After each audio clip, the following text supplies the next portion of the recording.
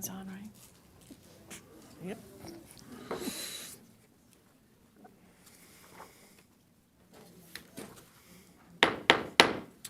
All right, good evening. I would like to call to order this regular meeting of the Encinitas City Council for Wednesday, October 16th, 2024. And we are starting our meeting at 6:11 because we had a San Diego Water District Board meeting before that ran a little long. So with that, I'd like to ask the clerk to please call the roll. Yes, sir. Councilmember Lyons? Here. Councilmember Ehlers? Here. Councilmember Hensy? Here. Deputy Mayor Blackwell? Here. And Mayor Krantz. Here. The record will show that all members of the city council are present. And all right, and if you're able, please rise and join me in the Pledge of Allegiance. Ready, begin. I pledge allegiance to the flag of the United States of America and to the republic for which it stands, one nation, under God, indivisible, with liberty and justice for all.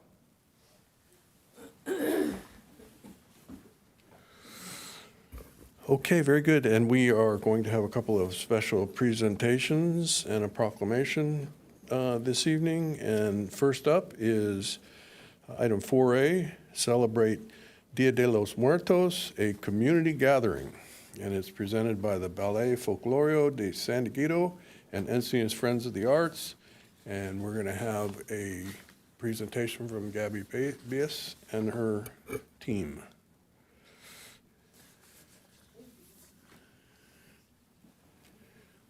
Well, good evening, City Council. I appreciate your time with us today. No? That's good? All right. Well, again, buenas tardes, buenas noches, good evening. I'm Gabby B. Love. I work, I'm representing today the Encinitas Friends of the Arts, and thank you for giving us your attention today, City Council. I appreciate that. I do want to make sure that we wanted to invite everyone and the audience and the whole Encinitas and all our whole Latino community here in Encinitas and in neighboring cities to our big event that we're going to have at Miracosta College San Elijo campus this October 27th from 12 p.m. to 4. This is our 11th anniversary providing this event. And it wasn't before 2013, it didn't exist. And we have had a community here that has been kind of invisible or ignored, and we just wanted to be able to show off the beautiful culture and celebration that we do with our Dia de los Muertos, which is the beautiful celebration of letting our loved ones, teaching our young ones about our culture, and through remembering our loved ones and our ancestors. And for us, that is really important. We have this dual knowledge of our of how life is, where there's a beautiful balance between life and death, and that it's really, really important for us to respect, and then also be able to understand that we should never forget our ancestors, because they have provided a lot for us to be here, and also for us to be able to use any of their teachings for our future. And because of Naime Woodward and Jim Gilliam from the Encinitas Friends of the Arts, who originally invited myself, invited La Doctora Beatriz Villarreal, and Teresa Barth, our former Encinitas mayor, brought us as Latinas from the community to come and provide and be able to create an authentic, traditionally cultural event for our community. Latinos, giving an opportunity to celebrate other Latinos. And since then, we've been able to collaborate with the city of Encinitas.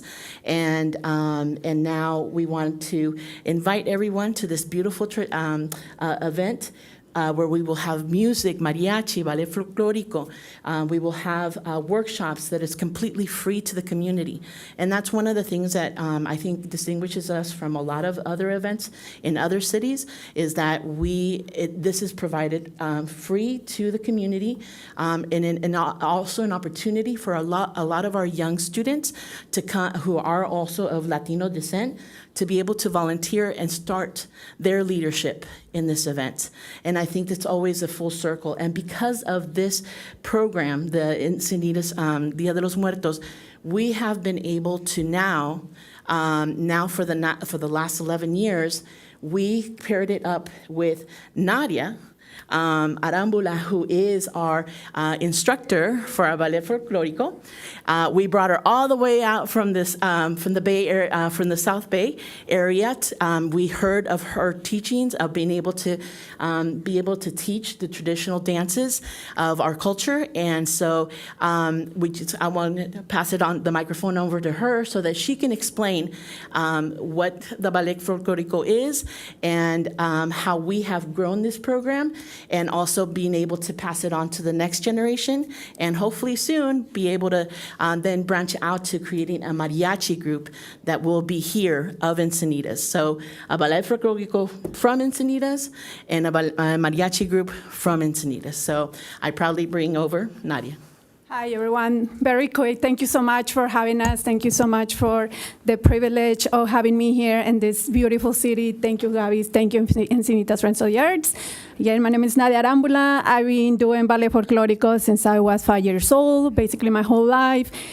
Teaching is my passion. The whole group, it's little ones, 4 years old to adults. You can see 4-year-old dancing, but also a 70-year-old dancing. So you will see that at this beautiful event.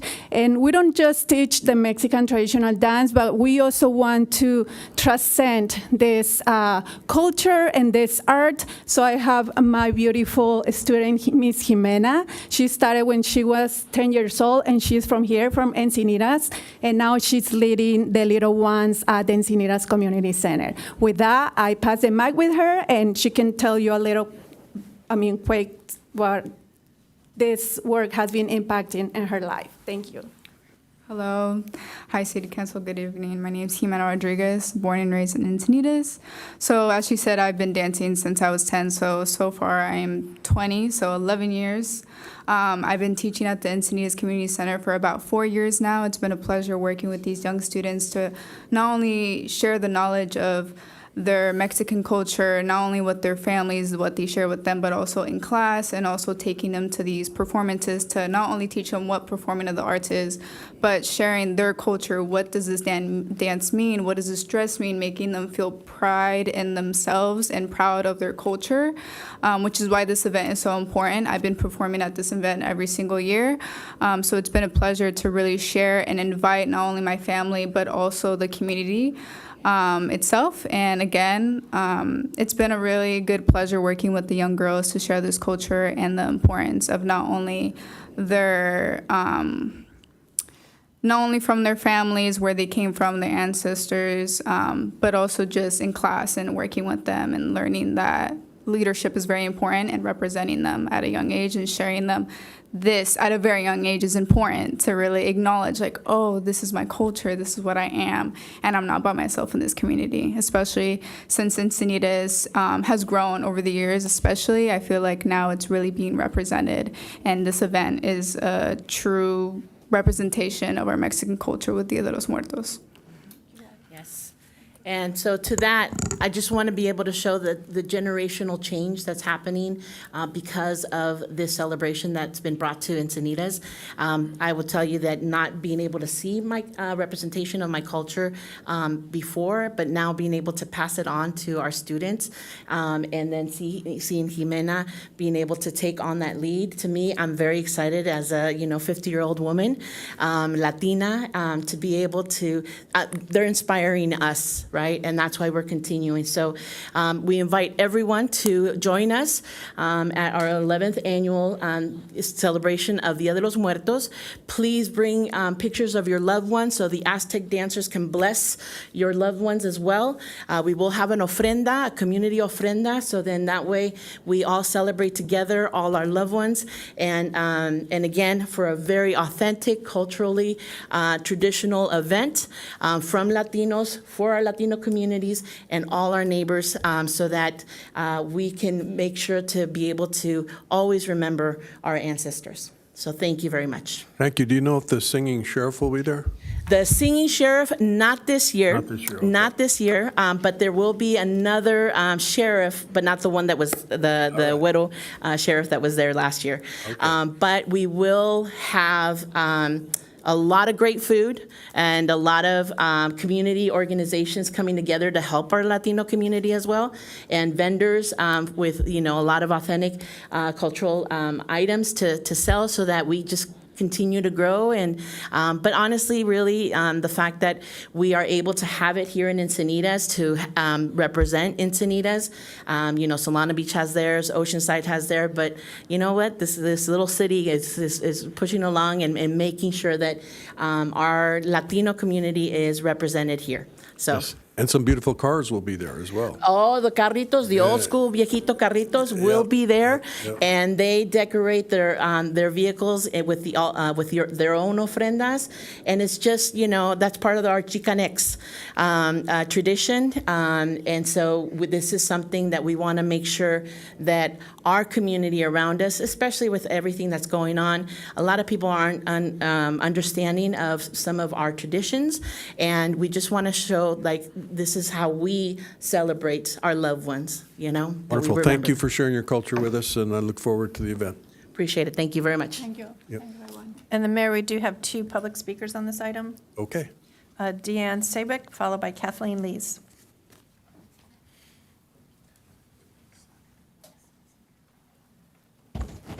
Hello, Council. I'm Dionne Seek, and I'm here representing Encinitas Friends of the Arts. And I just wanted to take a moment to sing the praises of these wonderful Latina women. They are amazing. I mean, the dancers that Nadia directs, it is incredible. And I don't know if you've all seen them, but if not, you must. I mean, they're really fabulous. And Gabby, she is truly amazing. She's got a little army of volunteers that work so hard to put this together, and they do a great job. They're really efficient. So I just wanted to say how thankful and proud Encinitas Friends of the Arts is to partner with these wonderful ladies. And the Maricosta College, it's really a great place to hold this. It works out much better. It's a wonderful space. So please come and join and support this part of our community, because it really is a beautiful event. I'm always touched every year. So thank you. Thank you.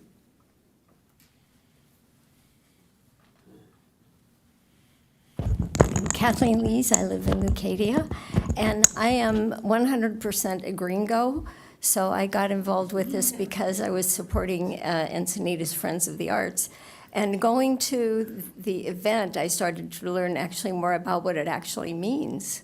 And it meant something very personal to me because my husband lost his first wife when she was 58 years old, and they had two beautiful children. And I get to be their grandmother, and now their great-grandmother. And it always, I didn't have anything to do with what happened to Annie, but I've always felt that she really got cheated out of something that she worked very hard for. And if we had been doing this every year, celebrating her and talking about what she liked and what she didn't like and what her foods were, and I know their children talk about her all the time, but it's not the same as if her kids were focused on that and paying attention to that being a part of their life. I just think that she since none of them got to know her, that it just would have made it more real in her life. And it just makes it so much to me clearly to me how sharing our cultures really benefits all of us, because that's not something I would ever have thought to do. But now that we do it, we do it on her birthday now. And I think it's really significant in everyone's personal life, and it's an excuse for the family to get together. It's like Christmas or Easter or something, and the kids love being at Miracosta because they can run around, and the community center was tremendous, but it just didn't have the space that Miracosta has. And they have these sloped places with grass on them, so the kids are all rolling around. It's just very festive and fun, so I hope you'll be there. And hear some really terrific mariachi music and see the dancing. Oh, and she's like a little general, the way she runs those dancers, and everybody's just like this, but they're also having a wonderful time. Thanks. Thank you. Okay, very good. So, looking forward to the event. Thank you for presenting. And with that, we will move on to item 4B, which is a celebration of our Chamber of Commerce.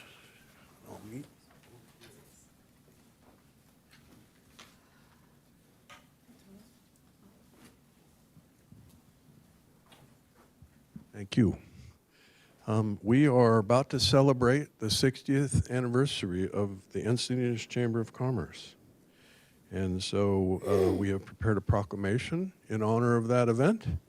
And I would like to call up to the area here, Richard Marks, the chairman, Sherry Yardley, the CEO, and Carol Knight, the Community Relations and Membership Director. And they're all coming up? Okay, come on up. I didn't know why we were leaving them out, but okay, Michael, yep, good to see you, Wade. All right.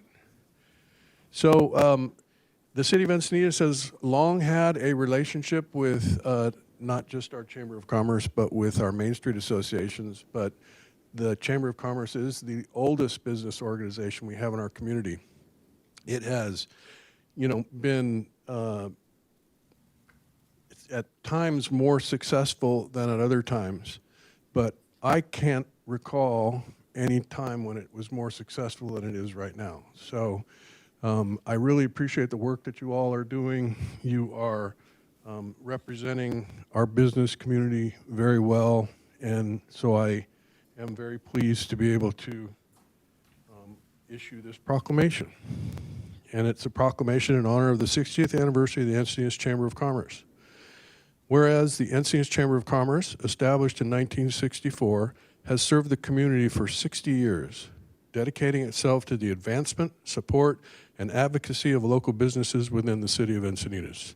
And whereas the Encinitas Chamber of Commerce has been a steadfast supporter of the business community, providing invaluable resources, networking opportunities, and guidance to businesses of all sizes, thus fostering economic growth and innovation in Encinitas.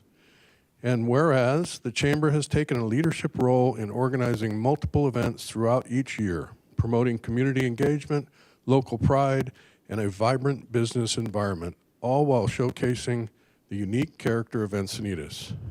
And whereas the Chamber actively promotes tourism, bringing visitors from near and far to experience the beauty and charm of Encinitas, thereby strengthening the local economy and supporting local businesses. And whereas the Encinitas Chamber of Commerce has shown a commitment to environmental stewardship, embodying and promoting sustainable practices and encouraging the community to protect our cherished natural resources. And whereas the Chamber has been an invaluable community partner, fostering partnerships that have brought benefits to both businesses and residents, and contributing to the continued prosperity and vitality of the Encinitas community. And whereas, through its dedication to service, the Encinitas Chamber of Commerce has made a lasting impact on our city, creating a thriving economic environment that enhances the quality of life for all Encinitas residents. Now, therefore, I, Tony Kranz, Mayor of the City of Encinitas, along with all the city council members, do hereby recognize and celebrate the Encinitas Chamber of Commerce on its 60th anniversary and commend its many years of service and commitment to the betterment of the city of Encinitas. We look forward to the Chamber's continued success and contributions to our community. Thank you. Who's first? Okay, Richard. Say a few words. Few words. Thank you, Mayor. Thank you, Council. Thank you, City of Encinitas. 60 years is a long time, and to have the opportunity to chair the board, to work alongside Sherry and the staff and the other board members is a privilege. Again, serving in the Encinitas community is one of the best communities, as we all know, within the San Diego County. And I would also like to thank you, Mayor and Council, for your partnership. We lean on you guys a lot. You help us, and the common goal is the residents and the community and the businesses here. So we appreciate your support as well. Thank you. All right, very good. Do you want to say anything? Nope. Okay. Can we get a picture?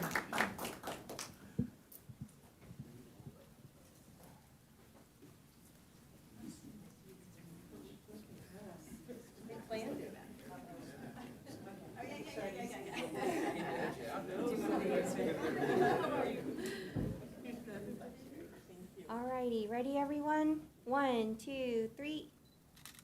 Couple more. 1, 2, 3. Last one. 1, 2, 3. I lied. Sherry wants me to take one with her phone. Unless you send me, can you send me those? Yeah, I can send you one.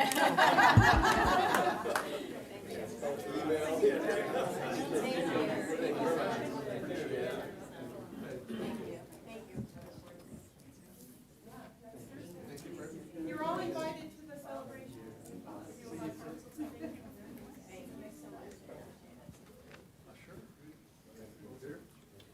Can we take some pictures with the ballet folklore?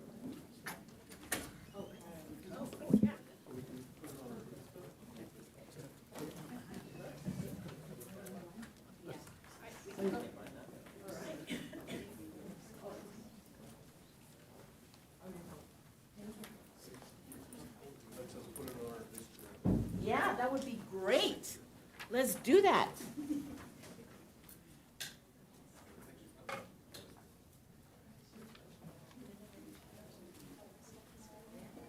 One in English, one in Spanish, one in They go real well on the glass door. Yes.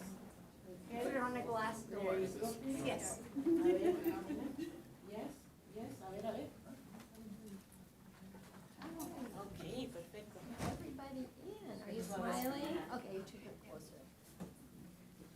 There's a gap. Okay. That looks better. Smiling? And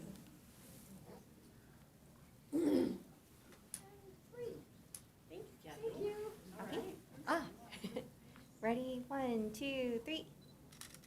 Couple more. 1, 2, 3. And then last one. 1, 2, 3. Thank you very much. All right. Okay, perfect. Yes, thank you. All right, thank you. Would anyone like a flyer? Yes? Oh, perfecto. Love it.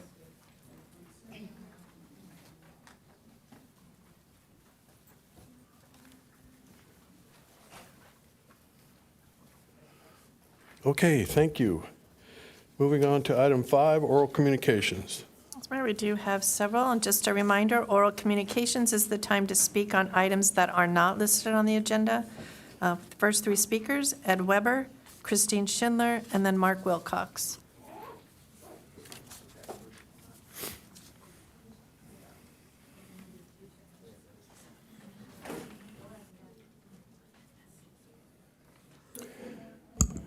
Hi, I'm Ed Weber. I hope you remember me last week. It's about the agreement between the city and our homeowners association of Coast Point and Leucadia. I'm just going to pick up where I left off last week. That said, during my last city council presentation, Mayor Kranz suggested that we meet at Orpheus Park so I could show him what was concerning me and my community members. We met at 11:30 a.m. on January 8th. We walked around the park I brought him into my home so he could see the compromised views from inside and from my deck, and he said he would take what he learned back to the city council and get back to me with some sort of resolution. After not hearing from him for a month, I emailed him on February 7th. I was told by Mr. Kranz's secretary, Jen Belize, that they would be in touch when they have the information I requested. I never heard anything. On April 3rd, I emailed him again, a reminder of the events above. To this date, I have still heard nothing. I find it very odd that I actually had the mayor in my home, had a completely civil and rational conversation, and was told he'd get back to me. And I've heard nothing. It's disappointing. Again, there's an agreement in place with our HOA and the city. It's in writing. I have a copy of that agreement I showed you, and so do you. Every year when the tree trimming is done, it's as if the trees are only half trimmed. I play golf at Lumos Santa Fe Executive Course. There are many trees that are mature and healthy and are trimmed correctly. There are 2 pine trees in Orpheus Park that are totally out of control and should be trimmed to match the golf pines. That's what they look like at the golf course. You can see through them. It's not just a wall that's blocking everything. Additionally, there are 3 trees in the park, show the next one please, that have reached heights and widths that have jeopardized residents' ocean views. I'm not asking for the trees to be chopped down, just pruned correctly. Again, you can see through them, and they're not blocking views. I'm not asking for the trees to be chopped down. Please consider making some drastic changes to the trees in Orpheus Park and do the right thing, which is to honor the agreement that was made with the city and the homeowners. So all I'm asking you to do, every year they come and they trim the tops of them and some of the bottoms, but the middles just keep growing thicker and thicker and thicker, and the homeowners can't see.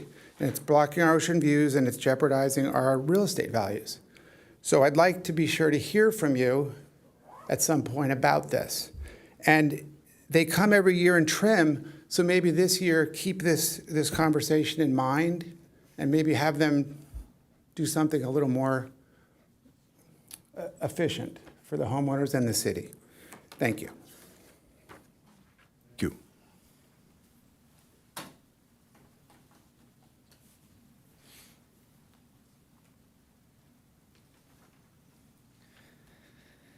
All right, I need to look at this and remind myself what I was going to talk about. So Christine Schindler, East Encinitas. Santa Fe Drive project, I just want to say progress has been slow. There's some work happening now, which is great on the western phase with Tri-Group. I think you've already approved Tri-Group to do the eastern phase. I wish I could turn back time, but I can't. So I really hope that we have better supervision, better oversight. If we can go with another contractor, I really wish we would, because they've had poor performance and poor quality, poor safety for the first part of the project. Why would we give them more work? Very much look forward to that corridor work being done. I think it's a great project. It's been so over time. And I heard the other day that they may not even have to pay the penalty that they're paying. Apparently, after the working days, 120 working days, they have a penalty on each workday, and maybe sometimes they squirm out of it. So I hope that you will keep them to that penalty payment, at least. I am next week going to the Safe Routes to School conference. Nick Buck, our your mobility manager, is also going. That's super wonderful. So we're going to bring back lots of good stuff to bring forward with our work with the school districts. And I just wanted to let you know, on behalf of Encinitas Bike Walk, about 10 years ago I wanted to do this. Finally did it this year, put together starter kits for all our schools so that they have educational materials, gifts, giveaways, safety items like your slap bands that say "Be Bright, Be Seen." So super good. I'm going to kind of refeed the kits. All our businesses and partners and other people that I hit up for freebies, they all gave me a ton of freebies. So it shows kind of a community collective of being generous. And so Electra, a lot of the bike shops, Sandag, everybody. No one said no. It was awesome. If you can advance, I also wanted to talk about some work that's been done, which has been very nice on the Manchester portion of this corridor associated with the NCC build and the east-west connectors and the multi-use path along I-5. It's all wonderful. We need to continue because this corridor is being used more and more by all users. What people are walking it more, biking it more. So we're talking about it. We've done some work on Manchester. We need to continue it up El Camino Real. I voted today, turned in my ballot. I'm excited about the election. Thank you. Thank you. Next speaker is Mark Wilcox, followed by Kathleen Linderman, and then Shan Wallace.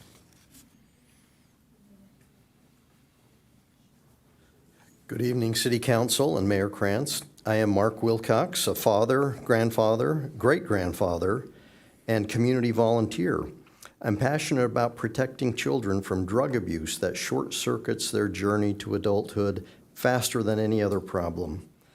Those of us who support good public health policies, especially those that impact youth, applauded the city's council's citywide ban on smoking in public places. A recent comment on Nextdoor regarding the pot shop, The Cake House, downtown caught the attention of many. Quote, at approximately 9:30 a.m. on October 9th, 2024, 2 local moms were threatened by a homeless man with a large knife.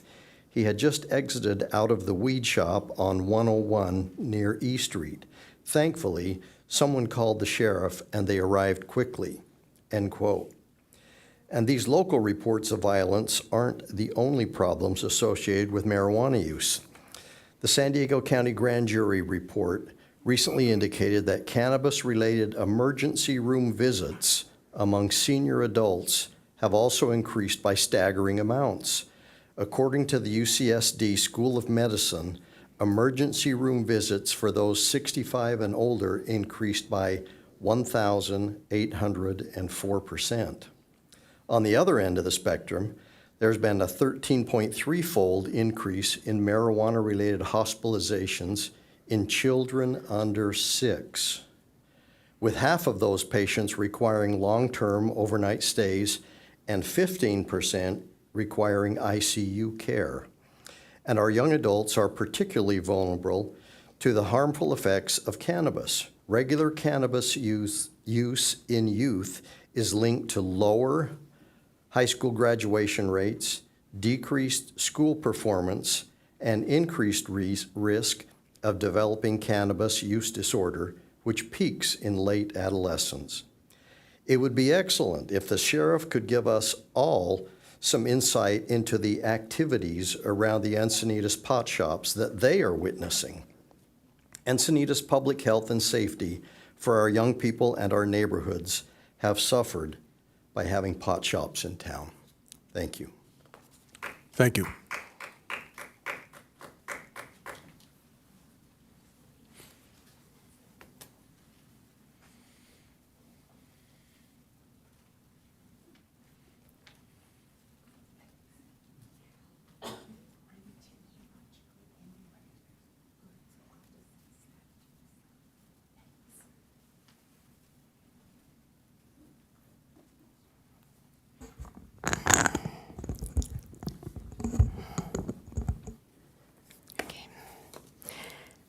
Kathleen Linderman, Encinitas.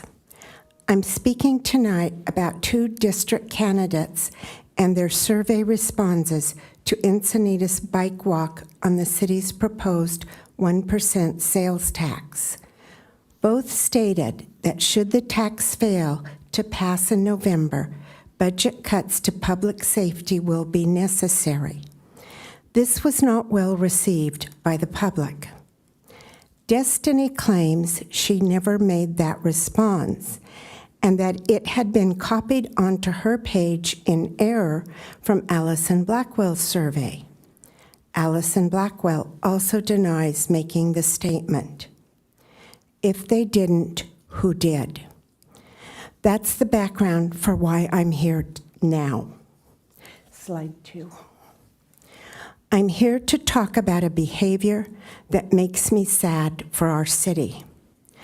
I'm talking about the more than 20 hostile private messages, AKA cyberbullying, that were sent to residents who were concerned about the bike walk statements. The candidates attacked people over information they themselves had put out. In the messages, Destiny called the residents liars, lacking in character, and guilty of slander. She demanded public apologies. Allison did the same. Slide 3, please. Destiny even went so far as to post a negative message on one resident's personal Facebook page. She is young and new to Encinitas and does not yet show the maturity necessary to be an effective council member.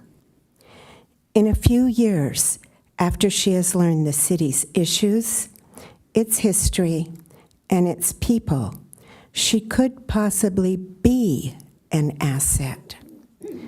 I believe that nice people rule. The reactions from these candidates to concerned citizens are not the behavior of nice people. We do not need representatives who turn on and attack residents with whom they disagree. They are asking for our votes, but their behavior is objectionable. Any kind of bullying attempts to intimidate. Encinitas deserves better behavior from the city officials they elect. Thank you for your time and attention. Next speaker is Shan Wallace, followed by Mark Maville, and then Maria Ardance.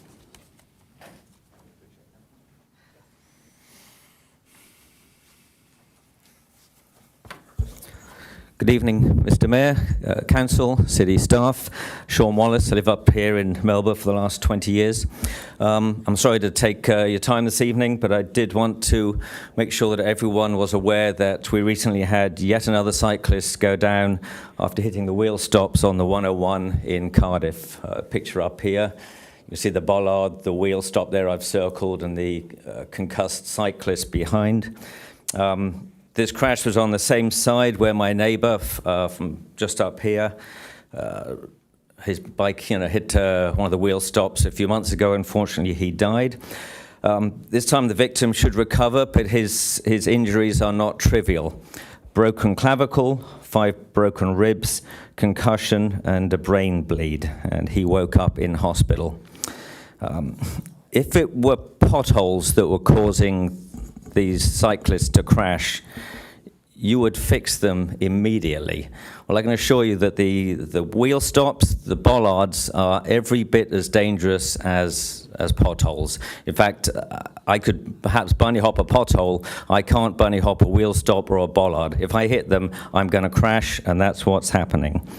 And I can assure you also that until these roadway obstacles are removed, that cyclists of all sorts will continue to crash, and we'll continue to have this sort of injury, and tragically we will continue to have fatalities.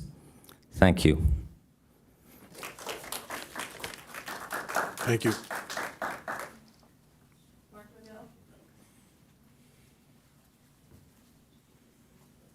The basic tacos, right? The basic tacos and menudo? Oh, menudo, sí. Okay. Here you go. I'll be there then. My name is Mark Maville. Going to go with one issue tonight, Bruce, and that's the homelessness issue. The AA meeting that I was talking about does have a venue at this point, and it looks like we're going to try to do what we can with an AA meeting for those that are not so much worthy, but, can understand what's going on in an AA meeting. And that tells you one thing, I'm, sober right now, so. I was approached today at the Wendy's, 5 individuals, came up on me because I made a comment. What are you hovering around my stuff for? I just went in the bathroom real quick. Oh, we don't steal anything. Oh, okay, all right. Why are you bent over towards my stuff? You think you're faking a plug-in and you're gonna just take whatever you can? So it became combative, and I told him that, listen, if I call the sheriff, they're gonna be here in 5 minutes. And they do a very good job, by the way, by responding to these kind of things, threats. All the vulgarity came out.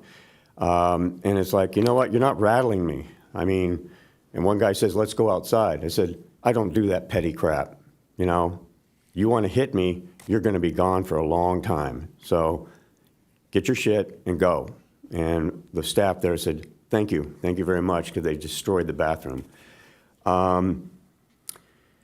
On that note, the bathrooms specifically Cottonwood, get destroyed almost every day. The creek is now contaminated. Brown foam is coming in. Carts and all that other crap are left behind. On Saturday, I went down to the fence line, picked up all the carts. I don't need any pat on the back for that, the trash and everything else. Encinitas deserves better. Encinitas has been deemed the best beach community in the state. And we want to keep it that way, right? So we all want those gold-plated problems, but if we have issues like this, unfortunately, those gold-plated problems become problems. So, and we all want to be safe. The park, the mothers and the kids, that's what the park is for, not for loitering and hanging out or whatever, sleeping everywhere you want, which you can't do anything about. But the destruction, the defacing of property, the wooden deck being etched out and all that other stuff, immature behavior and public drunkenness, passed out on the pathways. The mothers can't go through there. They back away. They barricade the bathrooms at the women's bathroom. They've been trying to get that situation straightened out.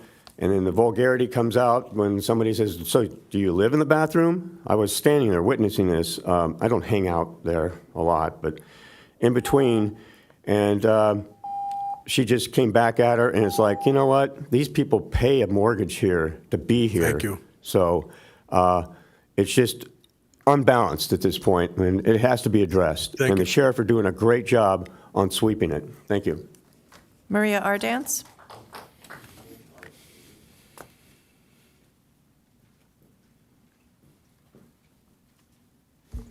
Hello. Okay, so as an independent voter, election time can be super irritating because we get so much mail, right? And oh my gosh, so 2 weeks ago, some jerkball broke into the Encinitas Ranch, locked mailboxes. Guess what he left? All of the political ads. So thanks, jerk. He could have at least taken those. But anyway, so political stuff. Tony, this past week you sent out an email asking voters to vote for Destiny and Allison because they're women. So as an independent voter and a woman, I find identity politics to be so offensive. And I actually think it disrespected Allison in a way because, frankly, you didn't talk about any of her, regardless of if I agree with her or not on some of her votes, you didn't talk about her actual policy. So, a candidate who is trying to earn her position wants to actually earn it. Women don't want to get a job based on their identity. That's ridiculous. When you're using identity politics, you're basically saying that the person doesn't have an actual policy to run on, or frankly, an unpopular enough one that you don't want to actually even talk about their policy. So all you're doing is saying, oh, look, vote for them because they have a 2X chromosomes. That's ridiculous, and it's offensive as a woman. I don't appreciate that at all. Talk about policy, because as a critical thinker and an independent voter, you're insulting women. So anyway, and then for Allison, she's trying to actually earn her position and explain to people why she's benefited this community, because frankly, you appointed her. She didn't get, like you said in your mailer, you claimed that she's running for re-election. She's not running for re-election. She's actually trying to get elected for the first time. So please don't mislead voters on that as well, because that was very dishonest. Anyway, I'm kind of going off script, but speaking of earning votes, Tony. Trust Tony flyer. Okay. You said you are advocating for smart, careful growth to protect our environment and our community character. Okay, you have not done that yet. We know that, Tony. So you can either conclude here that you're trying to mislead uninformed voters, right, with buzzwords that you know are important to us, or you might actually mean that you're going to vote again to return L7 to Parkland and deny the current Baldwin plans for Quail Meadows. Because, as we all know, Tony, that particular obscenity would do nothing less than destroy community character of Encinitas, which you're saying you're going to try to protect. So are we supposed to trust Tony? Do your actions reflect your words, and do your words reflect your actions? So that's about it. Kind of went off script, so it's not as clean and pretty, so I apologize. But I just found that really offensive to women. Thank you. That concludes public speakers. Okay, appreciate y'all coming out, sharing your thoughts. Moving on to, we have no closed session, so there isn't a report. Madam Clerk, are there any changes to the agenda? Yes, Mayor, there is one change to the posted agenda. Item 10A has been removed by staff. Okay, very good, thank you. And then moving to the consent calendar, item 8G has been pulled by members of the public. Okay, And Mayor, I'd like to pull 8D to make a comment, if I could be allowed that privilege. a comment can Yes. be made without pulling it, I believe, depending on what your comment Would that be is. all right then? Yeah. Okay, I would do that. Okay. So you want to make your comment before we vote? I would, yes. Thank you. 8D is the award of the construction contract for the Scott Valley Park equipment replacement. And I just wanted to highlight this briefly because this was not only a renovation of a park that is a playground that is over 20 years old, which is what we tend to try to achieve with our playground renovation, but it also benefited from the very generous donation from a private family and other citizens. And I just thought that was important enough to not let it just get approved under the consent agenda, but to highlight it and kind of shine a light on the fact that this project came forward from a $43,000 rounding donation from the community, primarily from a single family. And the design is actually very touching and thoughtfully done to acknowledge the reason for the donation. And there will be a plaque that is a cast aluminum plaque at the park that says the following: "This play space was inspired by parents of a child with cerebral palsy who had a vision to create a space where children of all abilities could play together. Their idea was met with an outpouring of support by the community. Donations were sent from around the world, including a child who donated his allowance in change, represented by the coins surrounding this celebration space. The space is for children and adults of all abilities to come together in play, because life is better when we can play together." So I wanted to highlight that and invite people that once this park is built to go and appreciate the space and appreciate those thoughtful words. Thank you. Great, thank you. So that leaves items 8A, B, C, D, E, F, 8H, 8I, and 8J. And I would entertain a motion. So moved. I'll second. Okay.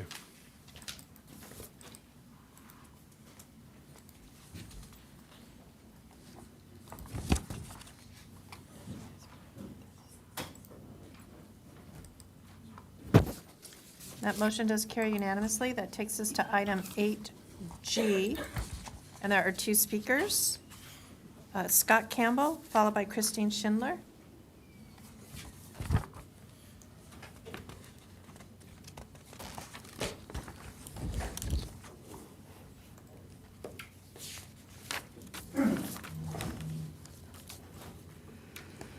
Okay, good evening, Council. I actually said I support this. Streets, in particular, it said Leucadia Boulevard, which I have advocated for numerous times up here, and it's on the agenda tonight. In June 26, Mayor Krantz, you wished for Leucadia Boulevard to get fixed, and this is on there. And I applaud the staff for refining the estimate and finding new synergies and I guess some streets that were next to each other and everything. That's really good stuff. At that same meeting, there was a reason not to do Leucadia Boulevard, and it was due to truck traffic from construction, in particular at the Fox Point project. So the first thing I have to ask is, the heavy construction done? Because if it's not, why are we talking about fixing the road? Or does something change? And this is 4 months ago. So that's kind of interesting to me. It's very interesting, actually. Now, this grant is for $92,000 in materials, special high-tech road materials, which is great. This is high-tech. This road has been not so good ever since it's been put in. It's had problems. At that same meeting, Councilmember Blackwell said this is going to cost $1 million to do Leucadia Boulevard. So we're getting $92,000 in materials to fix a $1 million road. The total budget is $4.2 million. I find it really hard to believe that we found 25% savings all of a sudden. That's a huge amount. And if we did, who should I be upset with? I should be upset with the council first because they failed in their oversight and fiscal responsibility roles that they didn't question the staff good enough. Like I said, applaud the staff for finding things. Maybe they should have found this earlier. 25% is a huge amount. If we had a quality policy in place with procedures and sign-offs, well-defined stuff, this is a regulatory issue. The city's very well regulated. A lot of this stuff wouldn't happen because higher-up people would sign off on this. Now, let's change subject a little bit. What if we don't get this grant? What are we going to do? Are we going to take Leucadia Boulevard off? I'd like to know. And then there's a little paragraph there which was really triple interesting. It talks about restriping. I've never heard about restriping on Leucadia Boulevard or some of the other streets, and that's actually my request is to please ask about some of these questions. And 15 seconds back to your life. Thank you. Thank you, Scott. Christine Schindler?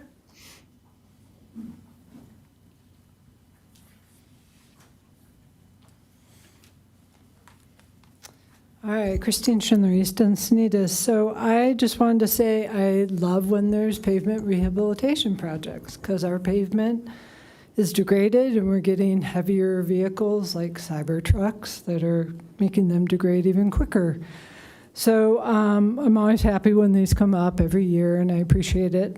The work that's done by staff and the money that's put forward by the council and the city manager. So kudos for that. However, I'm still trying to learn how these decisions are made, and I don't go to the nitty-gritty detail. Michael Van Neumann, bless his soul, he used to be part of Encinitas Bike Walk, and he would get into all that detail.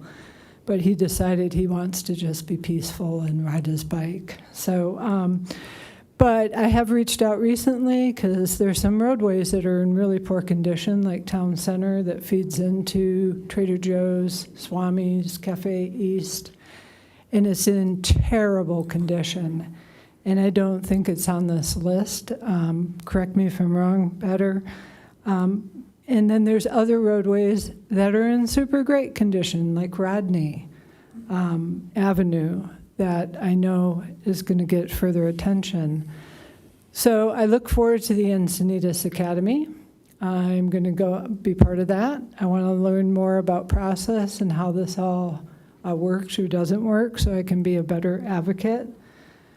But I'm still scratching my head, but I need to look into it more and be a better citizen. Been a little busy. But what I also love about these pavement rehabilitation projects is it gives us a new chance to have a clean palette so that we can do better restriping. So whatever work's being done about that to either improve design, narrow roadways, make bike lanes a bit bigger or buffered or both.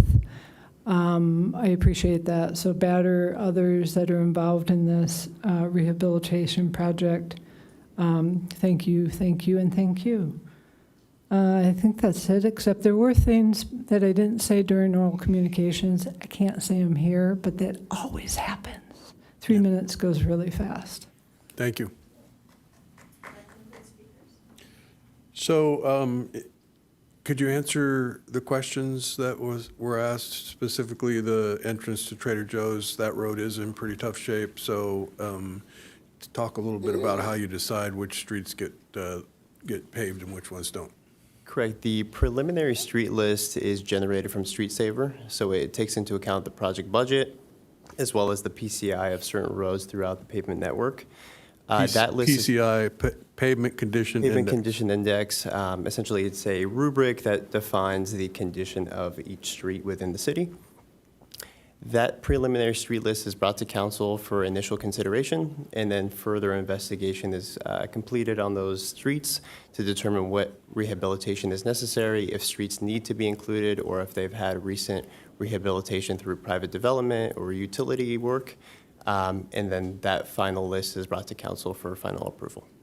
And there are some calculations, whether it's a computer algorithm or what, that looks at if the condition gets low enough, there may be a prioritization of streets that are still in better shape so that they would get budget money in order to keep them in better shape and to have roads that weren't quite as expensive to bring back up to a higher pavement condition index.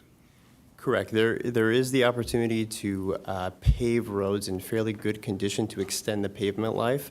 You see this in the street list. Some roads that have PCI of 80 to 90 will get slurry sealed. This will extend the pavement life 5 to 7 years. That way we don't have to wait until the pavement is deteriorated for an overlay in order to address the concerns.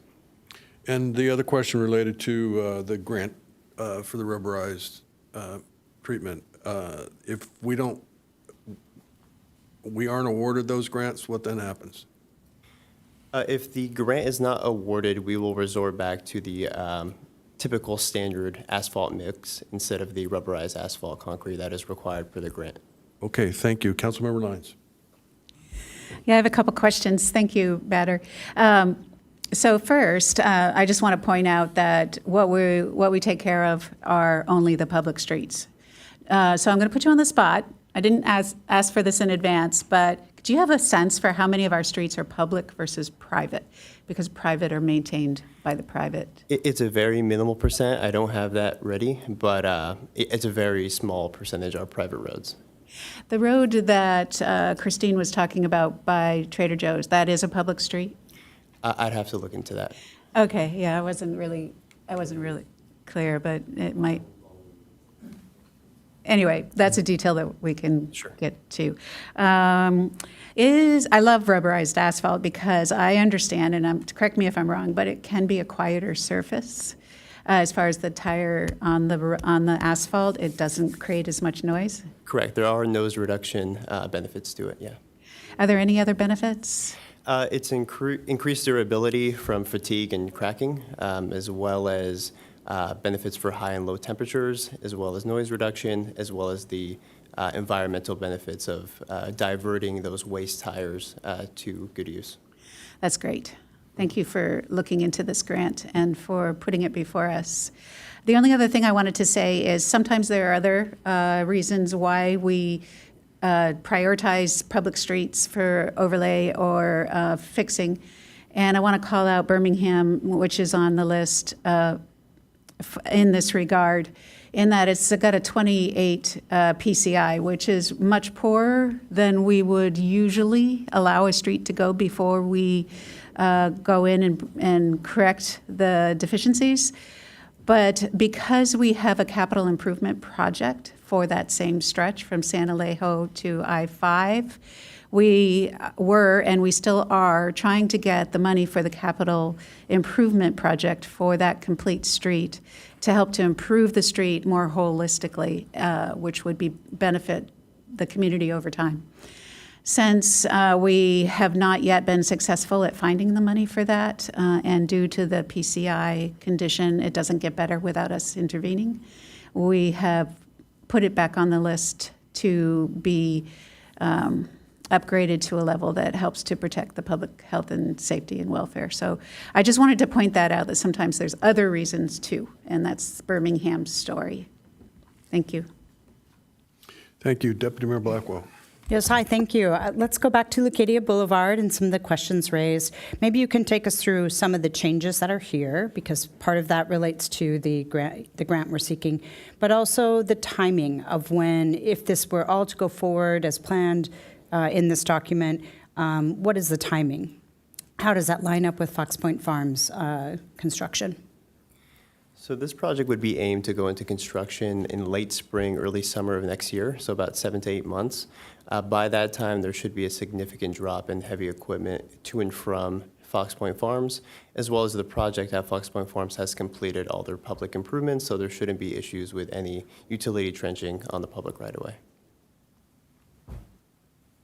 And keep going about the changes to the list relating to Leucadia Boulevard, please. In terms of budget? I mean, there are some additions and extended limits on the road, so maybe just take us through that. And sure. Thank you. Correct. So from the preliminary street list, which was presented to council in June, some of the roads were removed, which opened up some budget for us to extend the limits on Leucadia. And we've been communicating with our Public Works Department to figure out exactly which segments of Leucadia Boulevard do we need to prioritize. Thus, you see the difference between the base bid, Leucadia Boulevard being the west segment, and the other portions in the additive alternates, depending on how bidding shakes out. So all in all, a good thing. We're going to be able to get to this road sooner, and we might have a grant to help us with a better pavement solution. So, and it won't interfere with the construction or won't be damaged by heavy equipment coming in and out of Fox Point Farms. Correct. Is that a fair conclusion? Correct. Well, thank you very much for that news, so appreciate it. All right. I don't see Hygeia south of Leucadia Boulevard to Sirius on this list. Is there, what's the plan for that one? We adjusted our budget to include that segment. We can speak with our designer and look to include that remaining portion into this project. Okay, thank you. And I would move approval of this item. I'll second.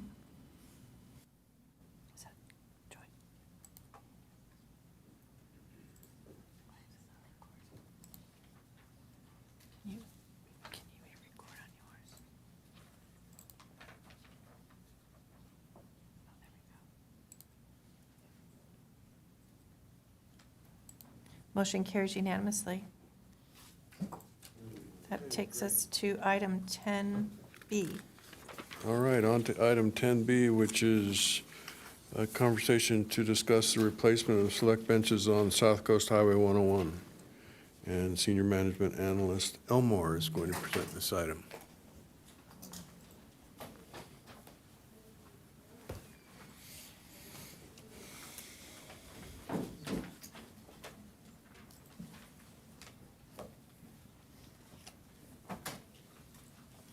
And he's flanked by the Director of Public Works, Mr. Maville. Thank you for being here.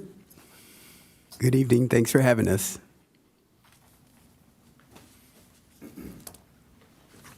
Good evening, Mayor and Council. The item you have before you was brought in response to some complaints that we received regarding 3 benches that are located on Encinitas Boulevard.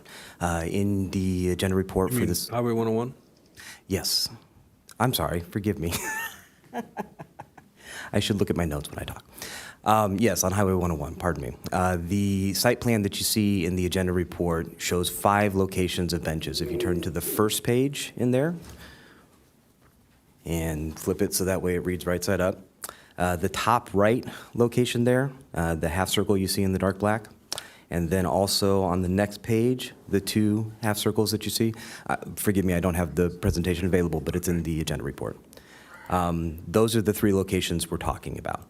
The complaints that we received had to do with trash and debris accumulating at these locations, as well as complaints of human urine and feces there.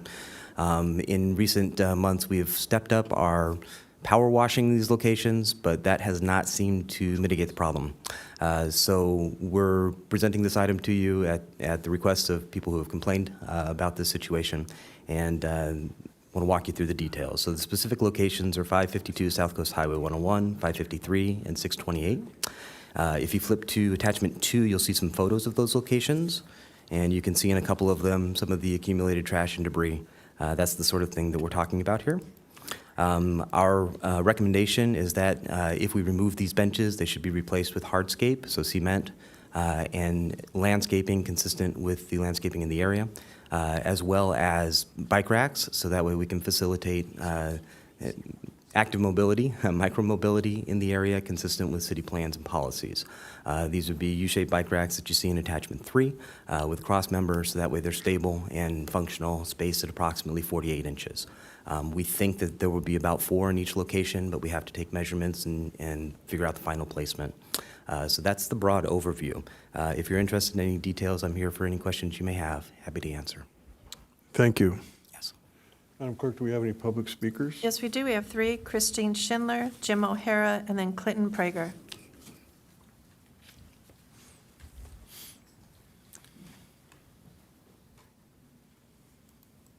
All right, I promise this is the last time I'm going to talk tonight. So Christine Schindler, East Encinitas. Happy this is going to be done. Didn't know that this was being considered. Think it's a good idea. People do need to sit, though. So there are other places in our city and other cities where there are pretty easy benches to put in place that would be less problematic and still very supportive of people walking that corridor. And love that we're going to have some more landscaping, and I think this is a great idea, and I certainly support it. So nice to hear 4 bike racks. Just realized that most people are riding e-bikes these days, and you need to have the bike racks a little further separated. But don't see any issues. Thumbs up. Thank you, and pedal on. Thank you. Jim O'Hara, followed by Clinton Prager.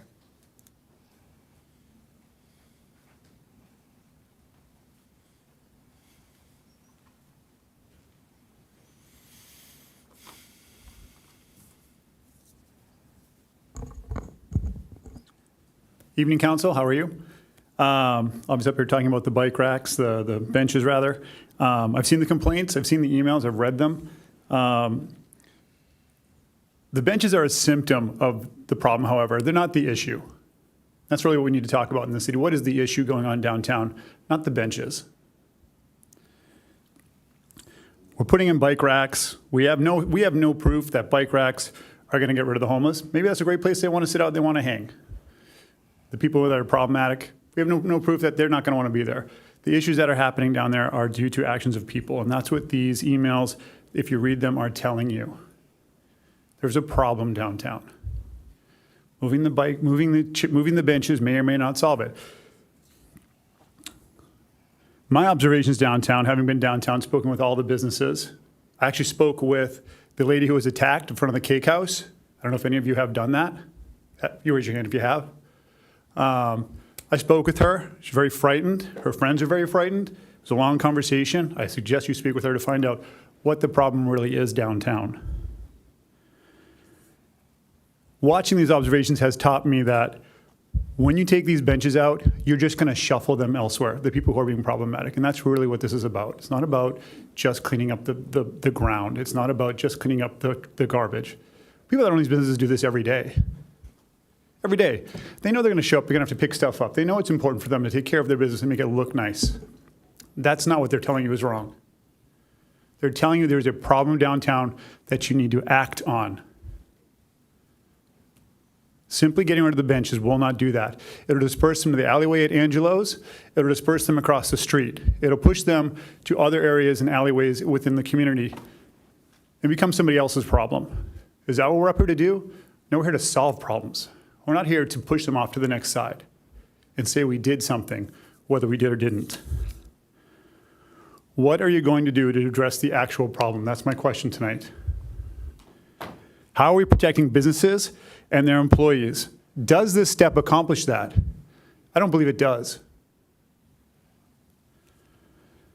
Other than the obvious acknowledgement that we have a public safety issue downtown that this action proves, what does this action accomplish? Please address the actual issue downtown for our businesses and for our residents. Thank you.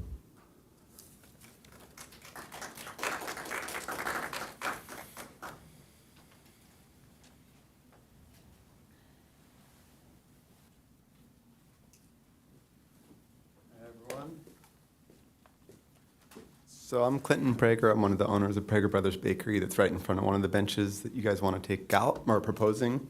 I am absolutely love to get those out there. I personally cleaned them a bunch of times. They do stink. No one really uses them. So I'm totally for that. We've actually had one of our employees took a video of some dude was smoking pot under a sweater and it lit his sweater on fire. And the video went viral. And that's something that like I see firsthand. I've personally gone out there and scrubbed those benches and I go look 2 weeks later and they're just filthy. I don't want to clean those benches. So absolutely, please take them out. I think the issue that I have is there's no parking. Our business has gone down. There's so many issues with the parking. There isn't really been a proposition to put parking in. All the decks down the road have taken all of our parking. And I don't know if there's a long-term solution for that whole situation with parking. And then now it's like, okay, what's going to happen with this deck? So we're forced to be like, hey, can we put a deck there? Everyone else has got a deck. So that's where I'm like, all right, I don't really know what to do in this situation because it's like, I don't know what like we can put bike racks, cool. Then we're gonna have a bunch of people parking their e-bikes in front of our bakery. That doesn't really help my business. If you guys just put hardscape, what's that gonna do? That's just like, all right, well, let's just put something there. So I'd propose a bigger kind of investment in trying to figure out that whole deck situation. It was a result of COVID to put a bunch of construction barricades up on the streets. It looks horrible down there. And no solution has been brought to the whole deck situation. Really impacts my business. So please take the benches out, but please do something cool with it. I guess the bike racks are helpful. I don't want to have homeless people there. I have someone goes and charges his phone in our bakery and says, don't unplug my phone. And we unplug it and then we get some homeless dude freaking out on us. I don't want that, you know. But there needs to be a cool solution for what to do with that space that takes into account what is the entire downtown of Encinitas looking like. And all of these bars and restaurants have taken over all the sidewalks serving alcohol. You guys have really like favored alcohol-based restaurants. And the retail, Bliss 101, my business, the Nail Lounge have all been impacted by all these decisions. So I think there's a better solution to take in consideration all of downtown Encinitas and the vibe you guys create down there. Our impact, like, our business is directly impacted, our sales, the vibe, and community doesn't go to downtown Encinitas anymore. I don't want to go down to downtown Encinitas because of the vibe that has been created down there. So I think there's a huge thing to address with how do we create culture and community and create a space where people actually want to go visit. And I don't, like, this is going to be helpful to have less homeless people down there, absolutely. Please take the benches away, but think about the whole vibe of it, downtown Encinitas, please. Thank you. That concludes speakers on this item. Okay, thank you. I appreciate the efforts on this. I know that some of the benches that you have on your on the plans here have already been removed in previous iterations of either development or directly related to these issues that we're experiencing. I think that it's important to note that we have hired 2 new deputy sheriffs. We now have 7-day-a-week coverage with our homeless outreach team. So we are, in fact, working to address the issues related to homelessness. So we, of course, all want it to happen more quickly, but it is working at the pace that law enforcement and social workers are allowed to manage it. We also have the Bueno Creek Navigation Center to provide the homeless with an opportunity to get a roof over their heads, and so those are always being offered when possible. So This is an issue that has presented itself in part because of kind of the disgusting nature of these benches. The benches also are not ideal because you can't see through them. It's like sitting on the other side of the wall. And so law enforcement can't really tell what activities are taking place on these benches. And so I think overall, if there is a point where there is a desire to put in something to sit on, it won't be stone benches. So I support this action and look forward to hearing from my colleagues. Councilmember Lyons. Thank you, Mayor. I support the action too. These benches were suitable and they were appropriate about 20 years ago when they were put in. It was, I think, perceived as being a gathering space, and so that's what they ended up being, is this semicircular. It's not what downtowns need today, and so I am supportive of it for that reason. I think keeping our downtown spaces kind of clear of obstructions and open and transparent so that everyone can walk and be safe and not have obstructions in the way of their views is really what we want to aspire to. And that will help us keep them cleaner, and it'll just promote a better, more vibrant downtown space. So I'm in favor of removing the benches. I know that we thought about doing the bike racks as so I'm going to ask staff a question on this. I think bike racks are necessary. I see that a lot of people are tying their bikes up to things that aren't meant to be bike racks. So my first thought was that must be necessary. Do we have a metric or something that tells us how many bike racks are the right number of bike racks per block, or are we more just saying this is a space for bike racks? Go ahead. My answer is I don't know. I believe that this is contemplated in our mobility plans. I spoke with Crystal Nahara and Nick Buck, who oversee the Climate Action Plan and mobility, and they advised that these would be appropriate for that location. So I'm taking their word that it is consistent. I believe that that's the case. I don't know if it fits into a larger number that are required for a specific space or frequency. That I'm ignorant of, but I do know that it is appropriate to the space per their recommendation. I would just like to ask us then, and this would be a staff direction, if my colleagues agree, to double check that we've got a good metric, that we're putting the right number in. We're not just saying it's a space now, so we're going to fill it. I do agree with Christine's comment about a lot of e-bikes need more space, so it could be this would be more appropriate there. Can we put half of those in front of the Roxy instead of behind us? We're not doing a dialogue back and forth, Mayor, but I did want to comment on your comments in that we have made some significant progress with addressing the drawing a blank on them, the dining encroachments, thank you. I forget what you called them. So if you want to follow up after this meeting, we can help update you. And also, just at our last meeting, we had an action item on our parking study. So that was something that we were waiting to address, and there were some findings in that parking study about parking. And so there probably is some information that, if you would like to follow up afterwards, we could make sure you're updated on and connect you with some resources that might be helpful. Thank you. Thank you. Councilmember Ehlers. Yeah, I agree with Jim O'Hara that we're addressing the symptom, not the problem. We need to address the problem first and foremost. First question I have is, where will people sit? I mean, people do walk down there. Some are elderly, some need places to sit occasionally. So I envision that somehow we will have to replace that at some time with some type of seating. The second thing I look at with this is I go, this is not the only place we're having this problem. If you go to the Viewpoint Park, if you go to Moonlight, there are people camping out on each one of the benches. Are we going to go remove every bench? That's ridiculous. So I think this is a bit draconian. It's, you come in, you take out the bench because people are camping there or doing illicit things there or defecating, whatever it might be. That's the problem, not the bench. The bench was actually, I remember when we put them in, they were key part of the design of the downtown streetscape. It was part of the facelift. So, maybe they're 20 years old.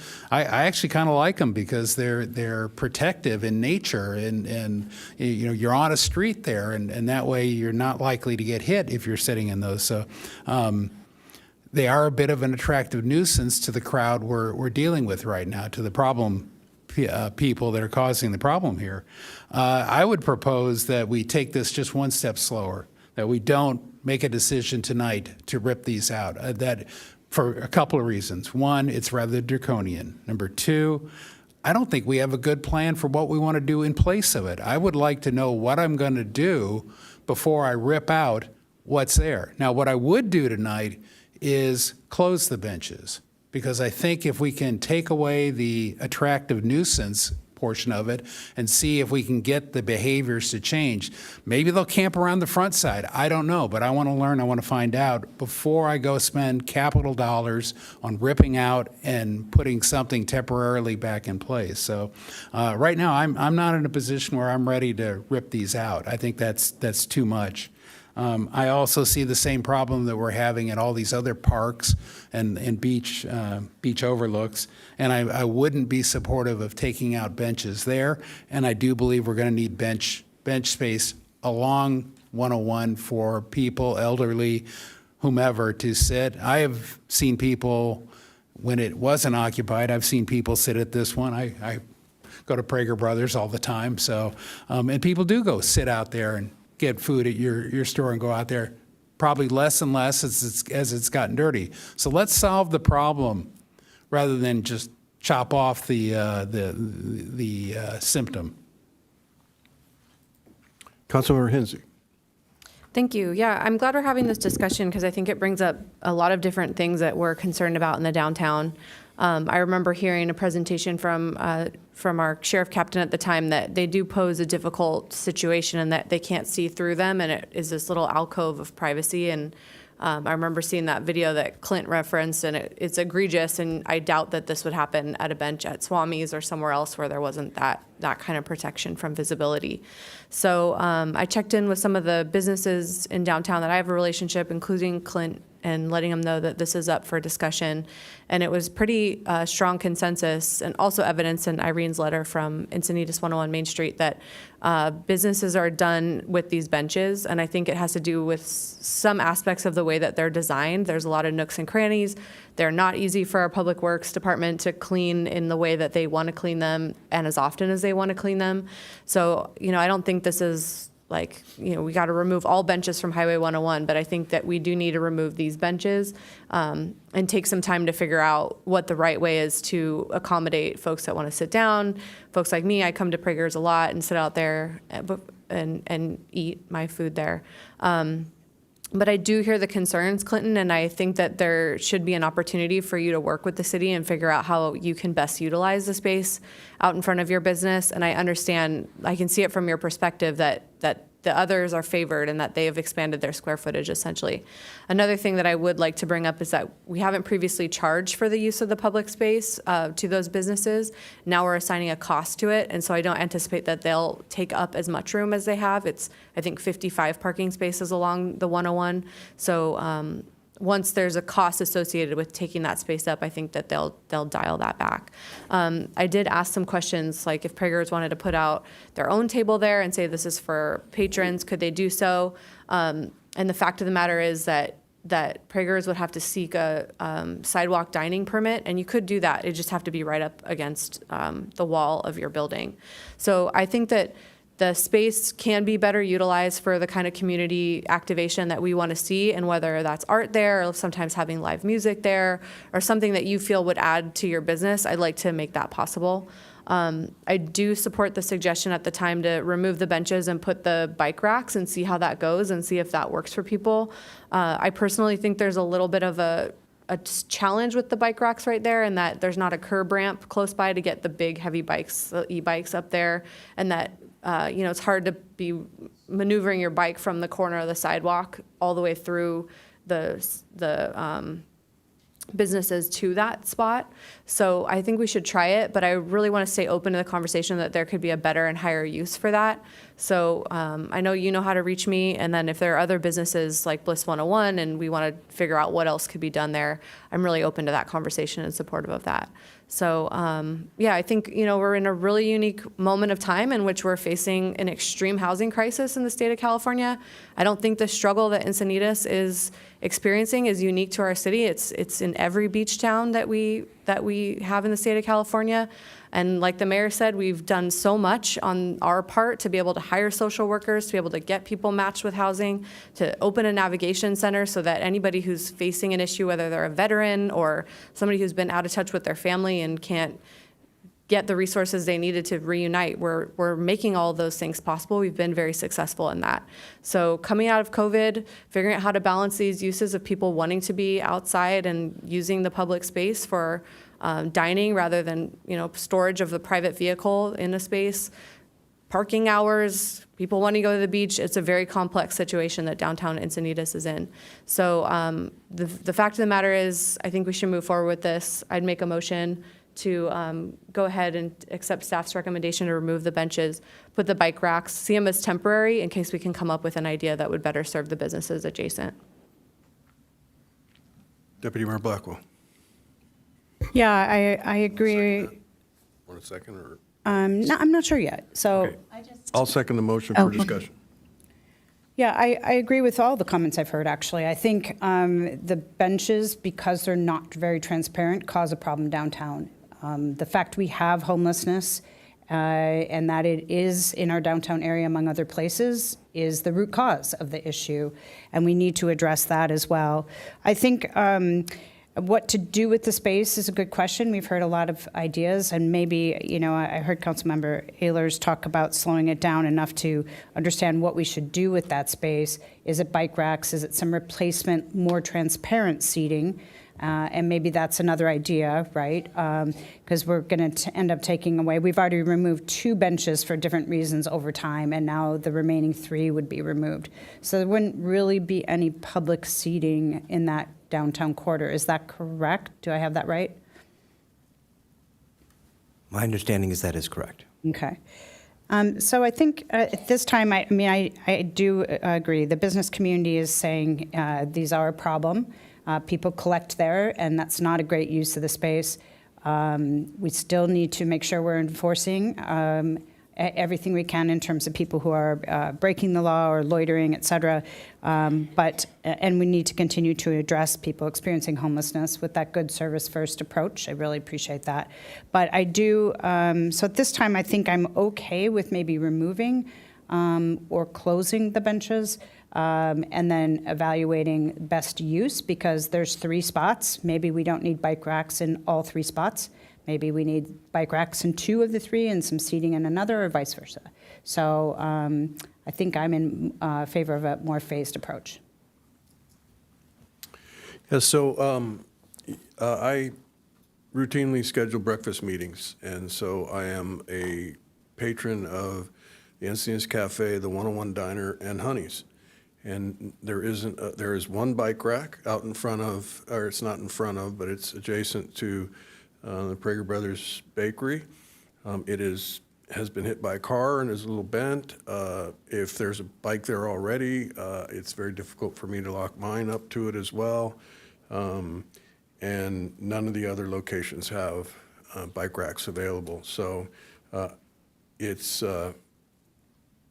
why I think that we should proceed with the bike racks. If we get to the point where we want to find some furniture that allow people to sit, it's not a big investment, and therefore putting in a chair or some other piece of furniture that someone can sit on isn't that difficult. So I support the staff recommendation as well, and have that second. The other thing that I would say to Councilmember Ehlers is, we've had a number of conversations about our homeless action plan, We've heard reports from the Sheriff's Department, and I am always open to considering other ways to treat the issue of homelessness. But I think we've been fairly aggressive with the Sheriff's Department and social workers. We've hired 2 new deputies. We've got that second social worker. So I don't know, at this point, it doesn't seem like, there's a whole lot more we could do,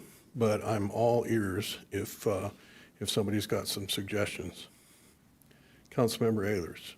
So I'll make a suggestion. So one of the problems appears to be the fact that it's got a high back on it, and that precludes people being able to see through there.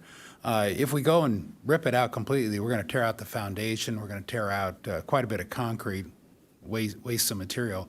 One option would be to modify the concrete structure by taking the backing off and putting a flat top on it, where essentially it was a semicircular bench. You could potentially even maintain the same flagstone, and the flagstone is repeated in some of the other features up and down 101, because that was part of the feature of the streetscape.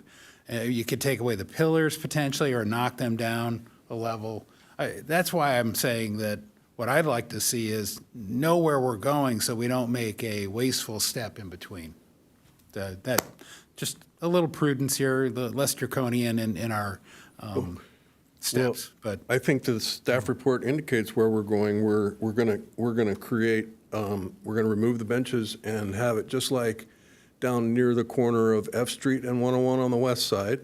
And if you see the plans where we've already removed some of these, that's what it's going to look like. And that's what I support. So then the answer is we're going to take all the seating out from downtown and presumably eventually probably from other places around town too, and I don't support that. Well, yeah, I think this is the only bench area that we're proposing to take out. So Deputy Mayor Blackwell.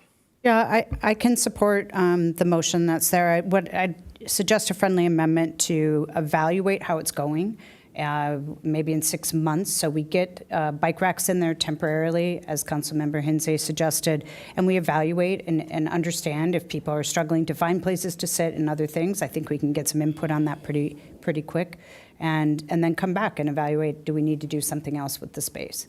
So I don't know if you'd be open to that. Remember who made the motion. City Manager? So I do have one hanging chat of a question. Somebody asked me about the flagstone, and Director Mabry, did you tell me it's not real flagstone, it's just a facade? Okay.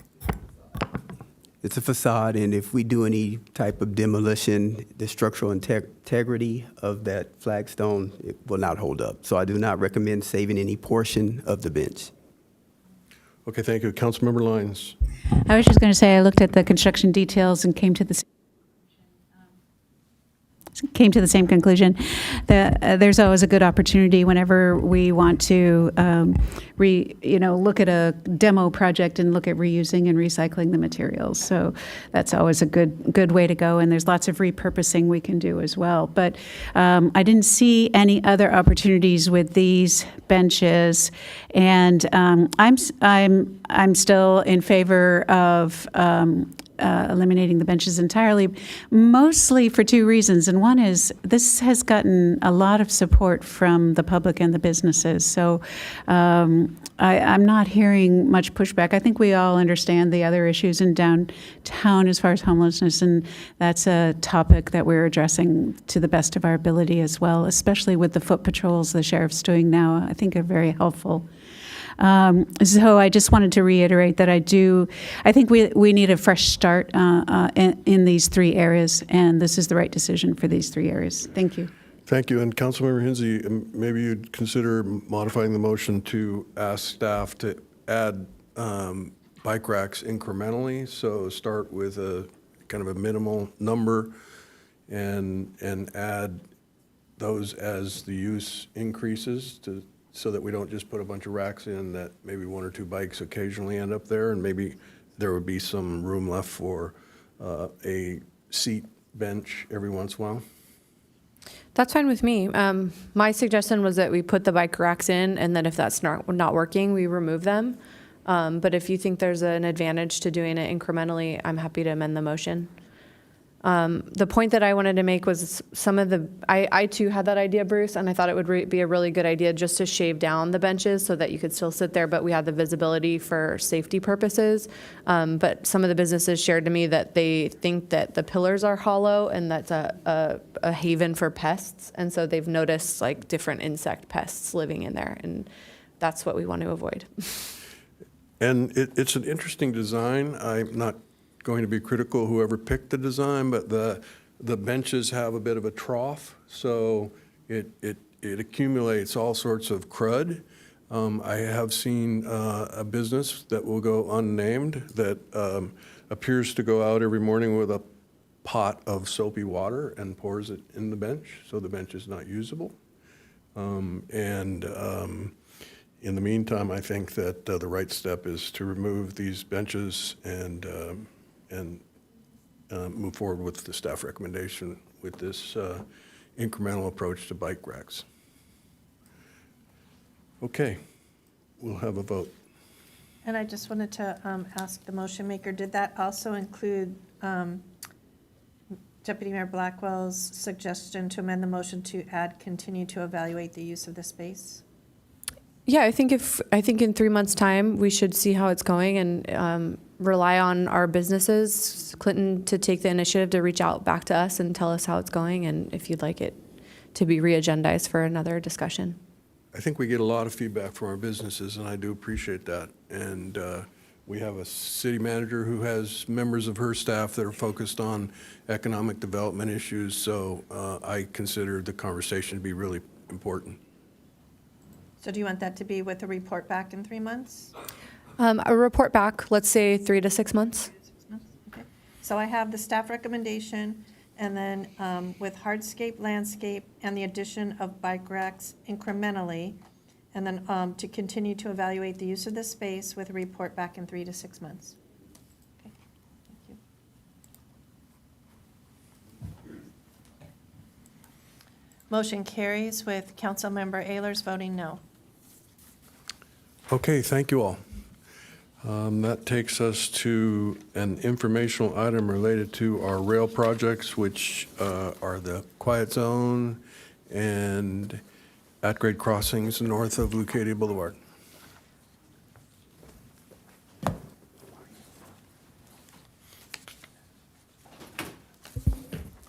All right, we're pulling up the presentation as we speak. But I wanted to introduce Robert Williams with Rail Pros, our consultant working on both of our rail projects. And then we have Carlos Baldonegro, one of our senior engineers on this project. I'll kick off the first couple slides and then I'll turn it over.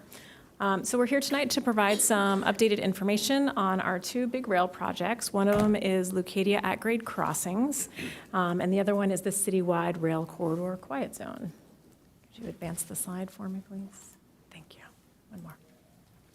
So we're going to start off talking about the need for the at-grade crossings project. So the reason why we are pursuing this project is we have a really long stretch between Leucadia Boulevard and La Costa Avenue, where we've got a separation in the community between the homes and the restaurants and the shops and the post office and the grocery store and transit.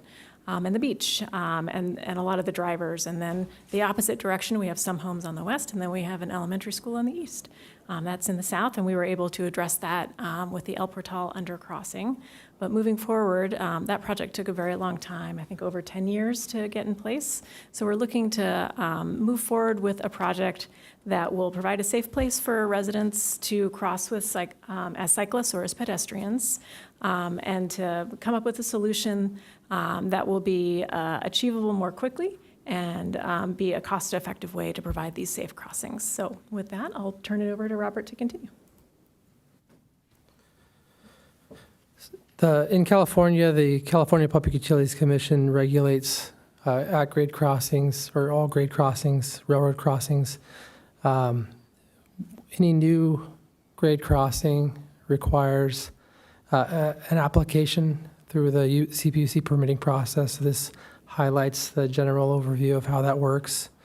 As a general rule, the Public Utilities Commission, in the interest of safety, is in favor of closing crossings where possible. although they do allow for new crossings to be implemented with reason, which is the case we have here in Encinitas, where we have a lengthy corridor, as was pointed out, where there's really no access across the tracks for long stretches. And so through this process of applying, we are coordinating closely with the CPUC to address all the issues and concerns that they have, and we'll talk a little bit more about that as we go through the process here. So this is an overview of the schedule of the process. We are currently in the green phase 1B here. Preliminary to this, or prior to this, we developed a concept report and drawings that were provided to stakeholders for their review. We also held the site diagnostic with the Public Utilities Commission, the Railroad, and the Federal Railroad Administration. As we're moving forward, we've developed preliminary engineering drawings that'll be shown here in exhibit shortly. And we're continuing to coordinate with the Public Utilities Commission as we prepare to develop the application for submittal. That is proposed to be submitted in November. Following the approval of that, we would continue in phase 2, which is the final design phase. So this slide highlights some of the history and the key elements that have gone into this on coordination and the design development as well. There's been coordination with the community as well as substantial coordination with the Public Utilities Commission and the railroads here. And the design is ongoing. The stretch between La Costa and Leucadia Boulevard is roughly 1.3 miles. There have been previous studies along this corridor that have looked at different modes of crossing and different points of connection across the tracks, including different site observations and analysis that were performed both as part of this project and as part of previous studies as well. The locations that are shown here are based on the results of those analyses and the data collection. It separates this corridor roughly into thirds, more or less, and provides access along Vulcan and Coast Highway to anyone along that corridor within roughly a quarter mile or less. Or anyone along this corridor will have access, in other words, to a crossing within roughly a quarter mile, which is generally accepted length that a pedestrian is understood to be willing to walk to get across or to go out of their way to cross the tracks. So these locations highlighted here are in the Grandview area, near Grandview and Hillcrest on the north side. On the south side, that is adjacent to the Phoebe, right between Jason and the Glaucus along Vulcan there. Out in that picture, what I think you got correct about this is that you can see Glaucus goes up and, you can get to essentially Orpheus, you can get down and there's a crossing, and Hillcrest kind of does the same thing. So it, I think, is the right location for serving the eastern part of that neighborhood. Thank you. So this is a crossing in the city of Redlands that was recently built just within the last few years and approved. It is also a new at-grade pedestrian crossing. So this shows similar improvements that would be installed with the safety fencing, active warning devices with gates and flashers and bells, as well as channelization and security gates or exit gates on the approaches. So this is a similar design that is being proposed at these crossings here. And we'll take a quick look at each location. These are recent photos from the Grandview area looking in both directions. You can see the construction that's in place for, I think there's a drainage project that's being implemented, as well as the streetscape project that is being developed along this section of the corridor on Coast Highway. Recently, the parking was also changed along Vulcan, where at the beginning of this project, there was I think, head-in parking, and now it's been adjusted to be parallel to Vulcan Avenue. So those are a few changes here. This exhibit shows a high-level overview of the proposed crossing location as it connects to the proposed streetscape project. So you can see that it would tie into the pathways and connect to the crosswalks at North Coast Highway on the west side of the crossing. And on the east side of the crossing, it would connect to the existing parking areas and provide access to Vulcan Avenue and to those parking areas there as well. Here's a more zoomed in detailed view with some of the preliminary construction notes. There are grade differences and on both sides of the tracks. On the west side of the tracks, if those were familiar, there's Coast Highway is quite a bit lower than the tracks, and so we're showing ramps and stairs that would provide access up to the level of the tracks. Vulcan Avenue is much more closely aligned vertically with the tracks, although there is a drainage channel between the tracks and the parking on Vulcan Avenue that would need to be crossed as well. And this view shows the existing condition at Phoebe. This has similar grade issues. The grades are actually a little bit higher, or the grade differences are a little bit more severe here. So going up to the track level requires a little bit longer ramps and a little bit more stairs. You can see in the bottom picture the existing crosswalk at Phoebe, where we would connect to that location as well. This, again, is a high-level overview. In the gray, you see the proposed future streetscape. I understand that this is a section that's not currently being built, so depending on how the timing works out, the grade crossing may come prior to those streetscapes, but in any case, the intention is to connect to those and connect to the crosswalk at Phoebe. And similarly, here's a more detailed view of what that looks like. Similar layout with to accommodate the grade differences and connection to the parking and to the street on Vulcan Avenue on the east.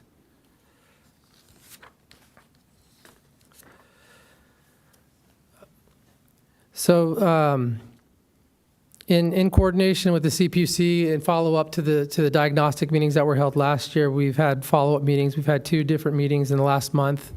The suggestion from the CPUC is that prior to submitting the formal application, that we complete a grade separation feasibility study and a study of how the proposed conditions create an additional safety or better crossing conditions than the existing condition.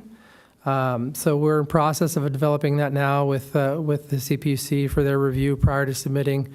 Those studies are anticipated to be completed in early November, and then following their review and any feedback from the CPUC, we would plan to submit the application in late November. And that's the somewhat timeline for the preliminary design as well. So in the path forward, we obviously the key here for permitting an approval of this is the CPUC process. And as noted, that's anticipated for November. The CPUC review process can take 18 plus months. We've seen it happen faster. We've seen it take a long time. So it really comes down to their discretion on how quickly this happens and what details they may require of us during that process. So there's ongoing coordination throughout that process with the city and with all the stakeholders as that's being developed. Following that, we would move into the design phase. There are opportunities to continue design while the CPUC is reviewing or to wait for their approval at the city's discretion. And once that's approved, then to move forward with the design. Then ultimately construction would take place at that point once the approval is done. And that is the from the at-grade crossings for the citywide quiet zone. Excuse me for just a Yep. minute. Do we want to ask questions about that presentation, or do we want both of them and then get into questions? Both of them? Both of them. Okay, we'll continue on. Do you want to give an overview of this too, or do you want me to jump in? Go for it. So the image you see here, I believe, is of Chesterfield. There's an existing quiet zone at Chesterfield. For those who are or not aware, the Federal Railroad Administration requires the sounding of horns at all grade crossings, at-grade crossings, unless a quiet zone is implemented. In that case, routine sounding can be eliminated. There are, so the general process is laid out here. In the case of quiet zones, there are two agencies that require permitting. The California Public Utilities Commission requires, again, regulates all grade crossings and any modifications there too. The Federal Railroad Administration regulates quiet zones, so both those processes will need to be followed through this project. We have high-level schedules here for Phase 1 and Phase 2. Phase 1 is essentially the preliminary design.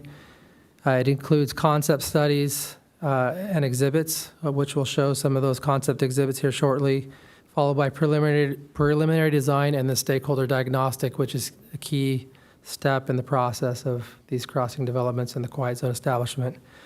Phase 2 is the final design phase and the permitting phase, where we would submit all the required notices and permit applications to the various agencies. A little bit of background here. The city approved the project back in July of last year approved funding, and then the project design was approved in November. And in the meantime, we've been gathering data and developing concept level studies and exhibits, which again we'll show here shortly. The crossing locations, four crossings are selected. There are 5 at-grade crossings existing in the city of Encinitas. Again, one is Chesterfield, which already has a quiet zone. The 4 remaining at-grade crossings are those shown here: Leucadia Boulevard.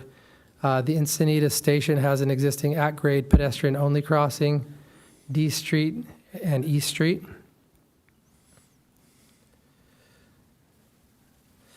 Again, this is Chesterfield, where you see the existing condition there. And the general safety enhancements that were implemented generally follow the NCTD grade crossing standards. Typical improvements include the pedestrian treatments that you see on the right-hand side of where the sidewalk is.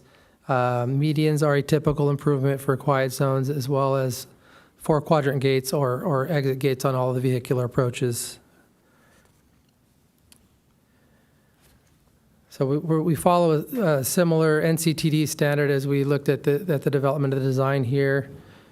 This is East Street here. The proposed improvements include 4-quadrant gates on the roadway approaches, as well as the pedestrian treatments that you see here, which would include channelization, railing, active warning with gates, and exit gates as well. Additionally, we would also follow current MUTCD standards in updating signage and striping.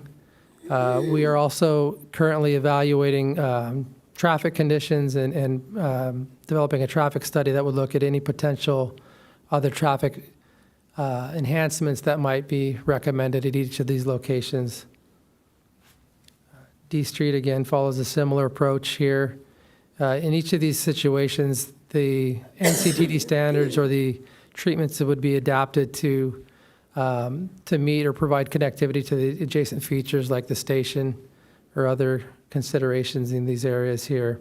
So again, this situation shows the 4-quadrant gate on the roadway approaches. The benefit of the 4-quadrant gate, it deters or minimizes the potential for vehicles circumventing the gates when they're down due to adjacent driveways or other conditions, or just simply wanting to get around the gate. And so that's a safety enhancement that the quiet zones consider here. At the station, this layout is somewhat similar to what we showed at the at-grade crossing project, where we would have active warning gates, pedestrian treatments and channelization, and tactile warning on the approaches there. And then Leucadia Boulevard also, we have similar considerations. So here you have some different grades and other things that are looked at here. Again, this is a conceptual view of what it might look like, and the full development is in process here. Additionally, with the traffic signals we have existing here in close proximity, the operations and potential modifications are currently being evaluated here as well.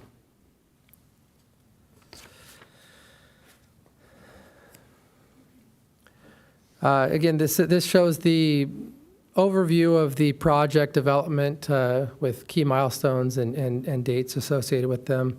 We're currently in process of developing the traffic analysis and mitigation report with these concepts that we've shown here. The preliminary engineering plans would be developed later next year or middle of next year, followed by site diagnostics, and then final design would follow that along with permitting and development of the FRA and CPUC notices and applications, as well as public outreach.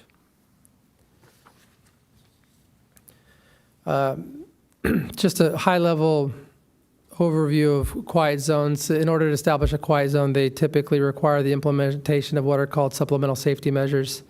We're, as shown here, the 4-quadrant gates that we showed highlighted in those exhibits are considered supplemental safety measures. So in this case, we are implementing a supplemental safety measure at each of the at-grade crossings, the vehicular crossings. And then we have the question, can we include Leucadia at-grade crossings, the pedestrian crossings, in the quiet zone? And the answer is yes. There are two options the city can pursue. One option is to bookend the bookend the quiet zone with Cannon Road. The reason there's some complexity with including the pedestrian crossings is that the way the FRA rules are written, pedestrian crossing or pedestrian-only crossings need to be either bookended between vehicular crossings, meaning there needs to be a vehicular crossing that's part of the quiet zone on either end, or they need to be within a quarter mile of the next adjacent crossing in order to qualify. So in order to include these, one option would be to work with the city of Carlsbad to include Cannon Road, which you see in the image down below. Another option would be to implement an audible warning system or a wayside horn system, similar to what you have, maybe you've seen in San Clemente or in Del Mar. They have similar systems there.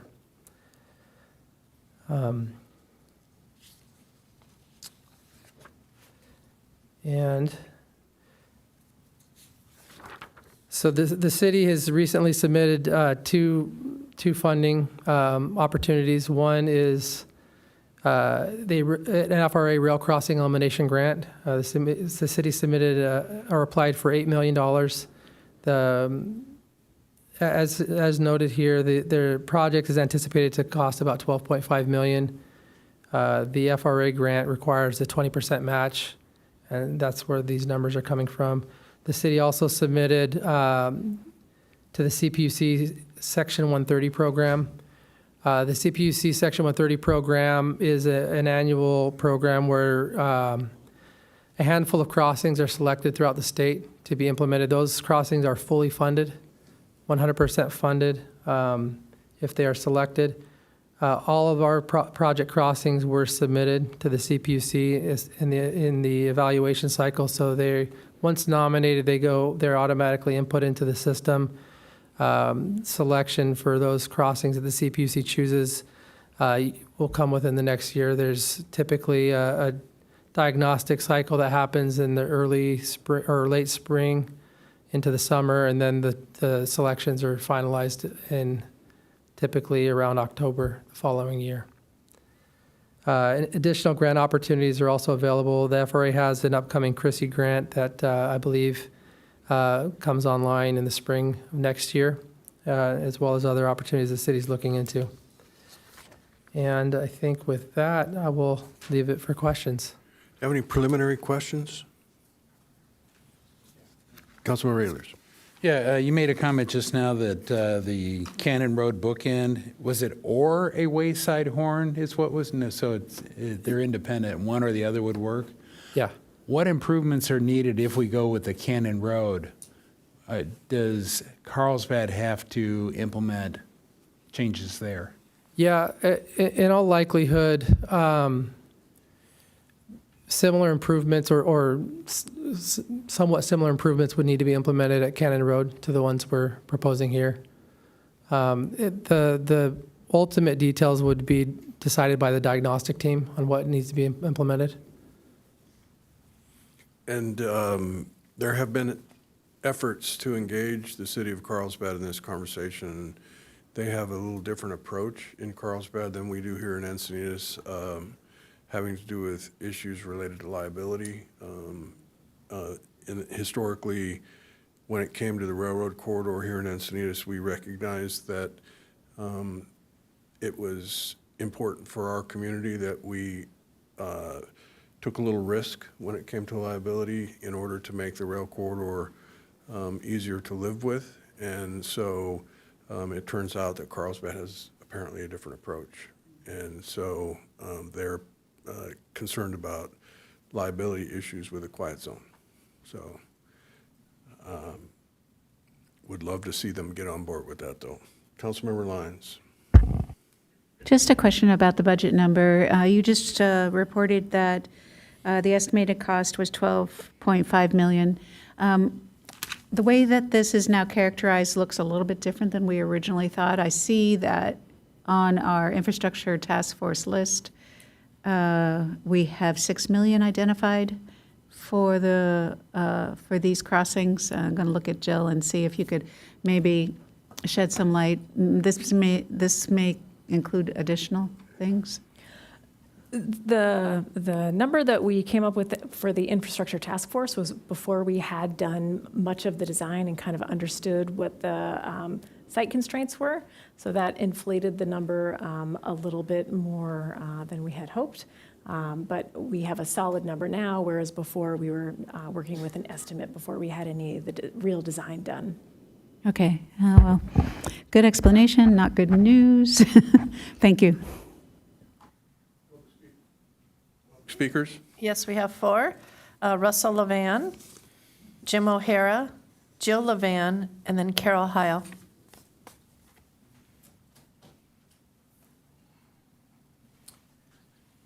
Good evening. First, I want to say, my name's Russell Levan.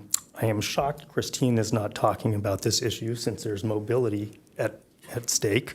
But anyway, I've been coming to council meetings for now 30 years.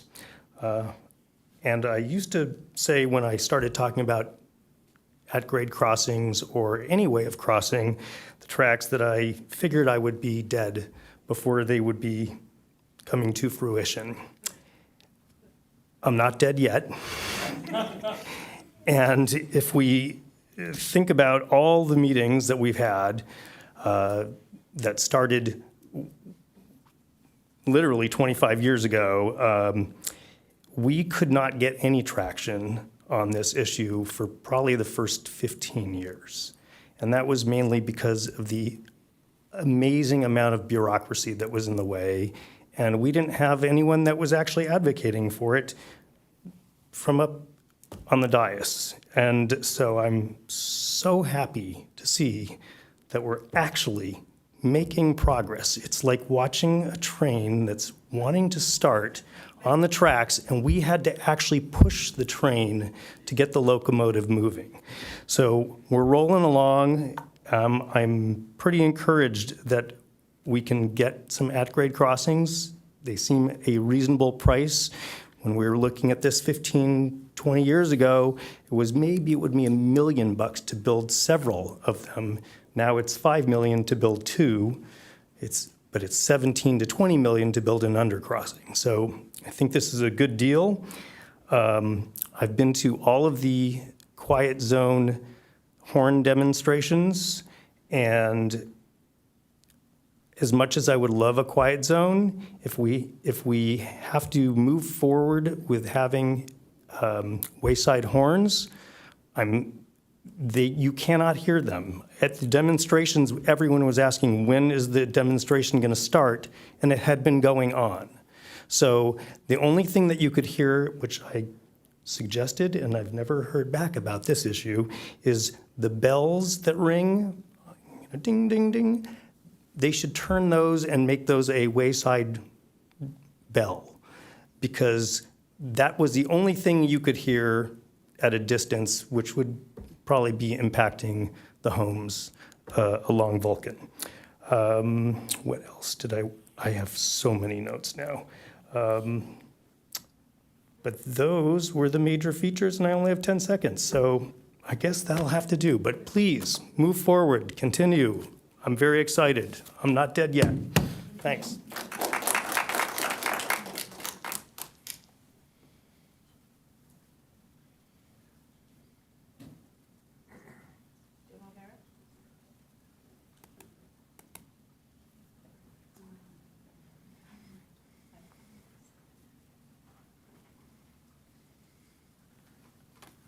Okay, friendly fire on a much happier note on this issue. I want to applaud the city on pursuing the CPUC process and applying for the FRA grants.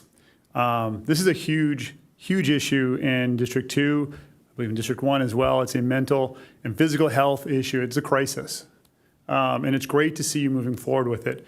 I'm encouraged by your actions to create a citywide quiet zone and to put these crossings into place. I think the community's been looking forward to it for a long time. In this process, we've had a train survey recently, we filled it out, and I've seen some of the candidates essentially hold it hostage to whether the grants get there or whether Measure K gets there. And I want to encourage you guys to move forward on this. You guys get some traction. We can do some great things here. We don't need to hold it hostage to grants and Measure K. If the grants go through, it should be a done deal based on this price tag with or without Measure K. And you know that. You're going to do that. I know you're all going to do that. If the grants don't go through, I want to encourage you to commit to this project with or without these grant monies, with or without Measure K. With an increasing revenue in the city, we can create a phased budget approach that would result in construction on this by 2026, the July 2026 date, regardless of whether we get the FRA discretionary or the rail crossing elimination grant, Caltrans funding, any of those issues. We can still push this forward with a phase by pushing money out from trophy projects, taking money from our discretionary funds, our open budget, and putting it towards this over a timed approach. It's something we can do. The price tag is as good as it's going to get. And we can make a difference to over 10% of our population here in Encinitas. And I know you're going to do it. And I'm super excited to be up here talking about this. If I get up there, I will make sure this goes through. And I know that if you're still up there, you'll do the same. Thank you so much for pursuing this. Thank you. Speaker is Carol Heil.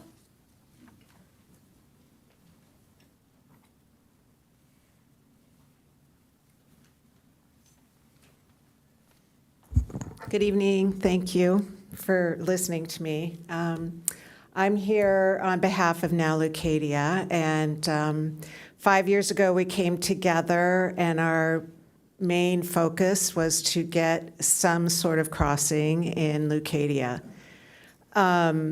We went through many iterations with different councils and different mayors. Mayor Blakespeare actually came up with the idea of a mouse hole, similar to the one in Solana Beach. And we went through different things with a grade separated crossing and potentially some of the cross connection bridges. But here we are, and I think we're at the right solution with at-grade crossings. And I just want to thank all the councils that have come, that have been here, and the mayors that have been here, because it's taken a while to get here. for Tony for coming and coming up with the idea with at-grade crossings, because that was not a favorable idea in years past. And we thought, oh my God, there's no way anybody is going to like this idea. But here we are, and you know, about a month ago, we had the site diagnostic meeting, as Robert was talking about, with all the rail authorities. We haven't had anything that definitive in, well, I've been here for 10 years, but for 50 years that all my neighbors have talked about. So really excited that you guys are supporting this. I'm super thankful. I'm thankful to the staff for putting in all the time and energy behind this and taking our calls and our emails, and we're pestering them like crazy, and we're pestering all of you. We know that. But this is super important, especially since the fence went in. And we're really happy to get this interim solution, this safe solution, and get mobility back on track for all the residents in Leucadia. Thank you. Next speaker is Kathleen Lees.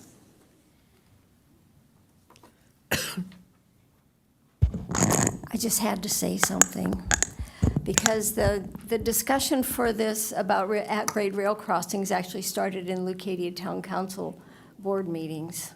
So it was probably 20-something years ago, I know for sure, more than 24, 23, anyway.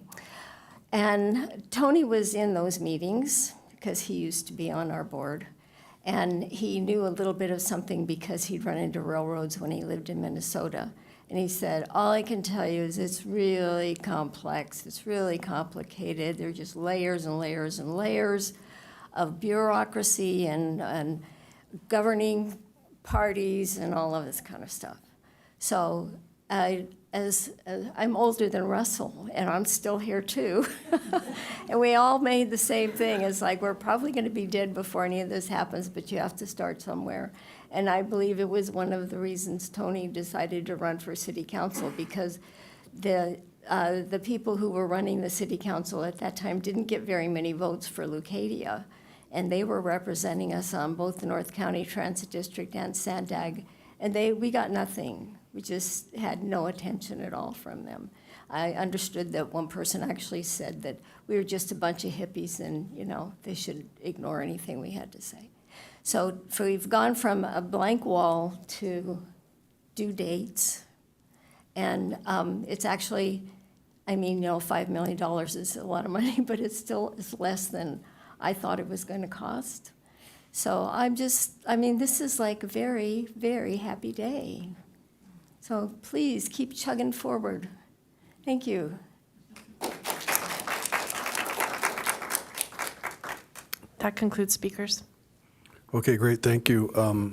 Yes, it was frequently in Kathleen Lee's and Dennis Lee's home that the Leucadia Town Council would meet. Rochelle and I spent countless hours and days at public events, circulating petitions, advocating for at-grade crossings, and had no idea back then just how long it would take and how hard it would be, but I see some progress.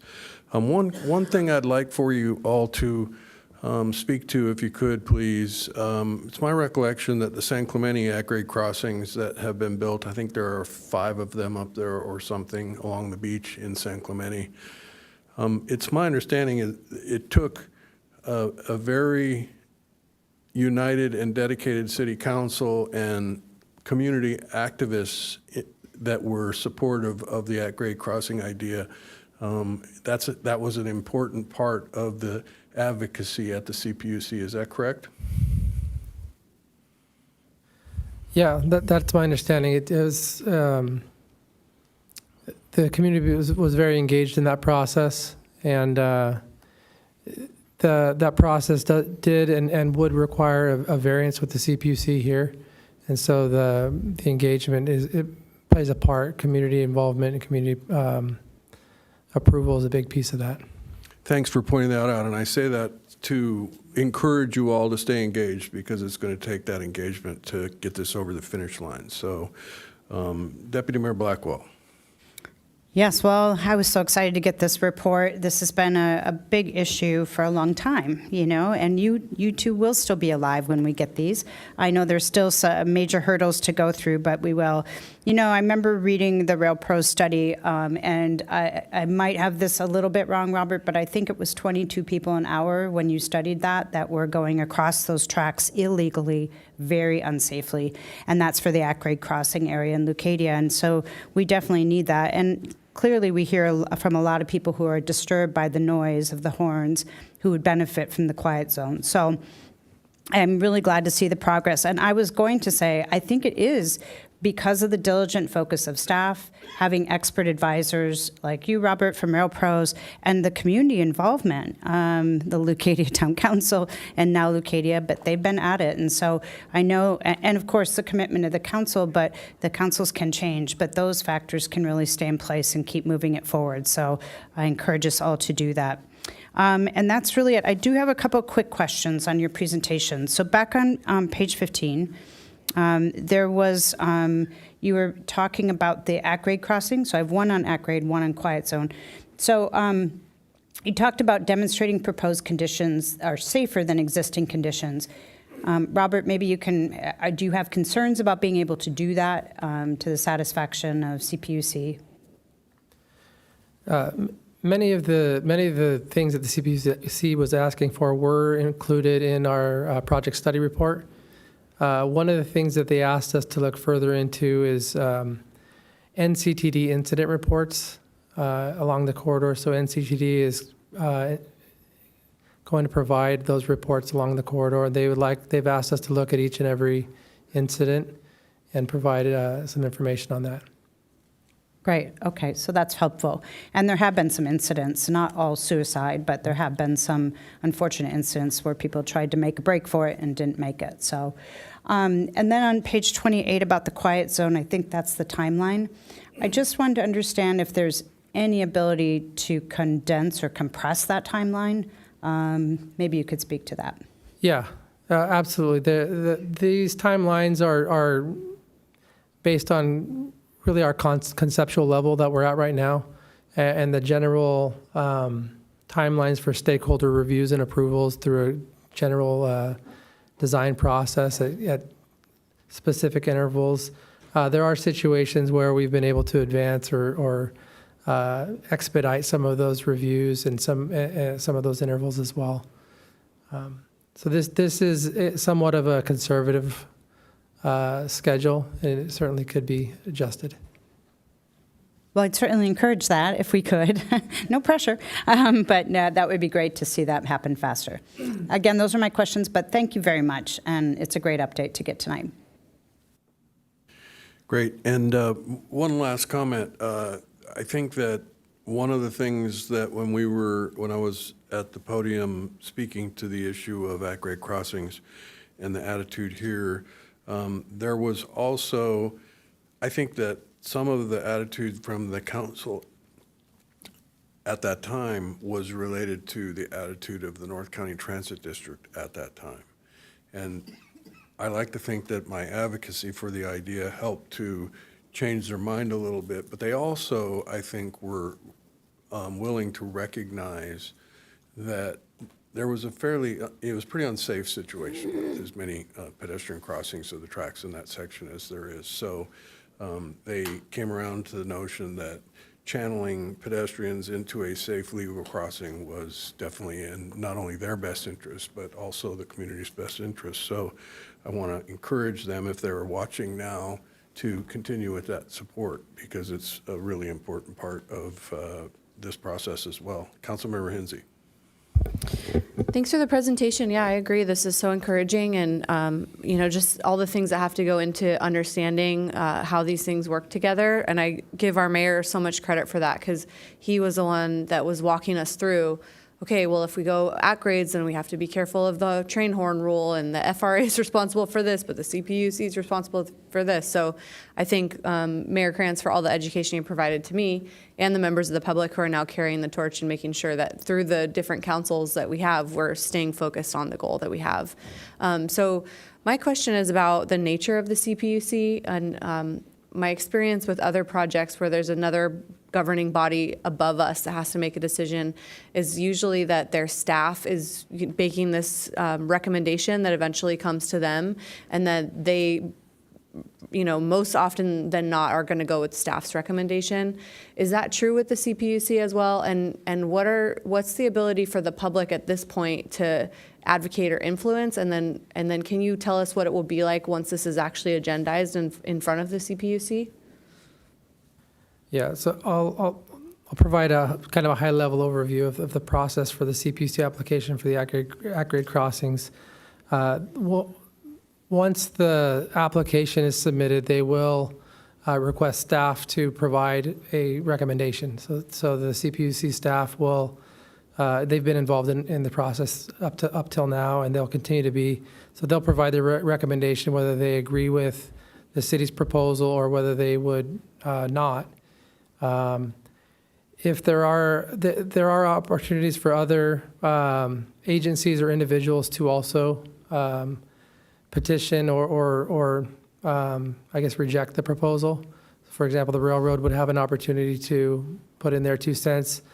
Typically, when we go through these processes, we do everything in our power to build consensus before we submit. And in fact, typically, for example, the project we showed in Redlands, we had the railroad sign our application that they concurred with it when we submitted it. So it kind of helps expedite the process. So what happens is once the application is submitted, within a few months, the application goes to an administrative law judge that's kind of separate and outside of the CPUC. So they'll gather the parties together and hold a pre-hearing conference. At that conference, they'll talk to the different parties, including the CPUC staff, and they'll make a determination on whether a hearing is required or not. Typically, a hearing is required if there are agencies that are not in favor or that are opposed to it. If there are no agencies or no organizations that are against it, they generally propose to forego the hearing and just go through the standard evaluation processes.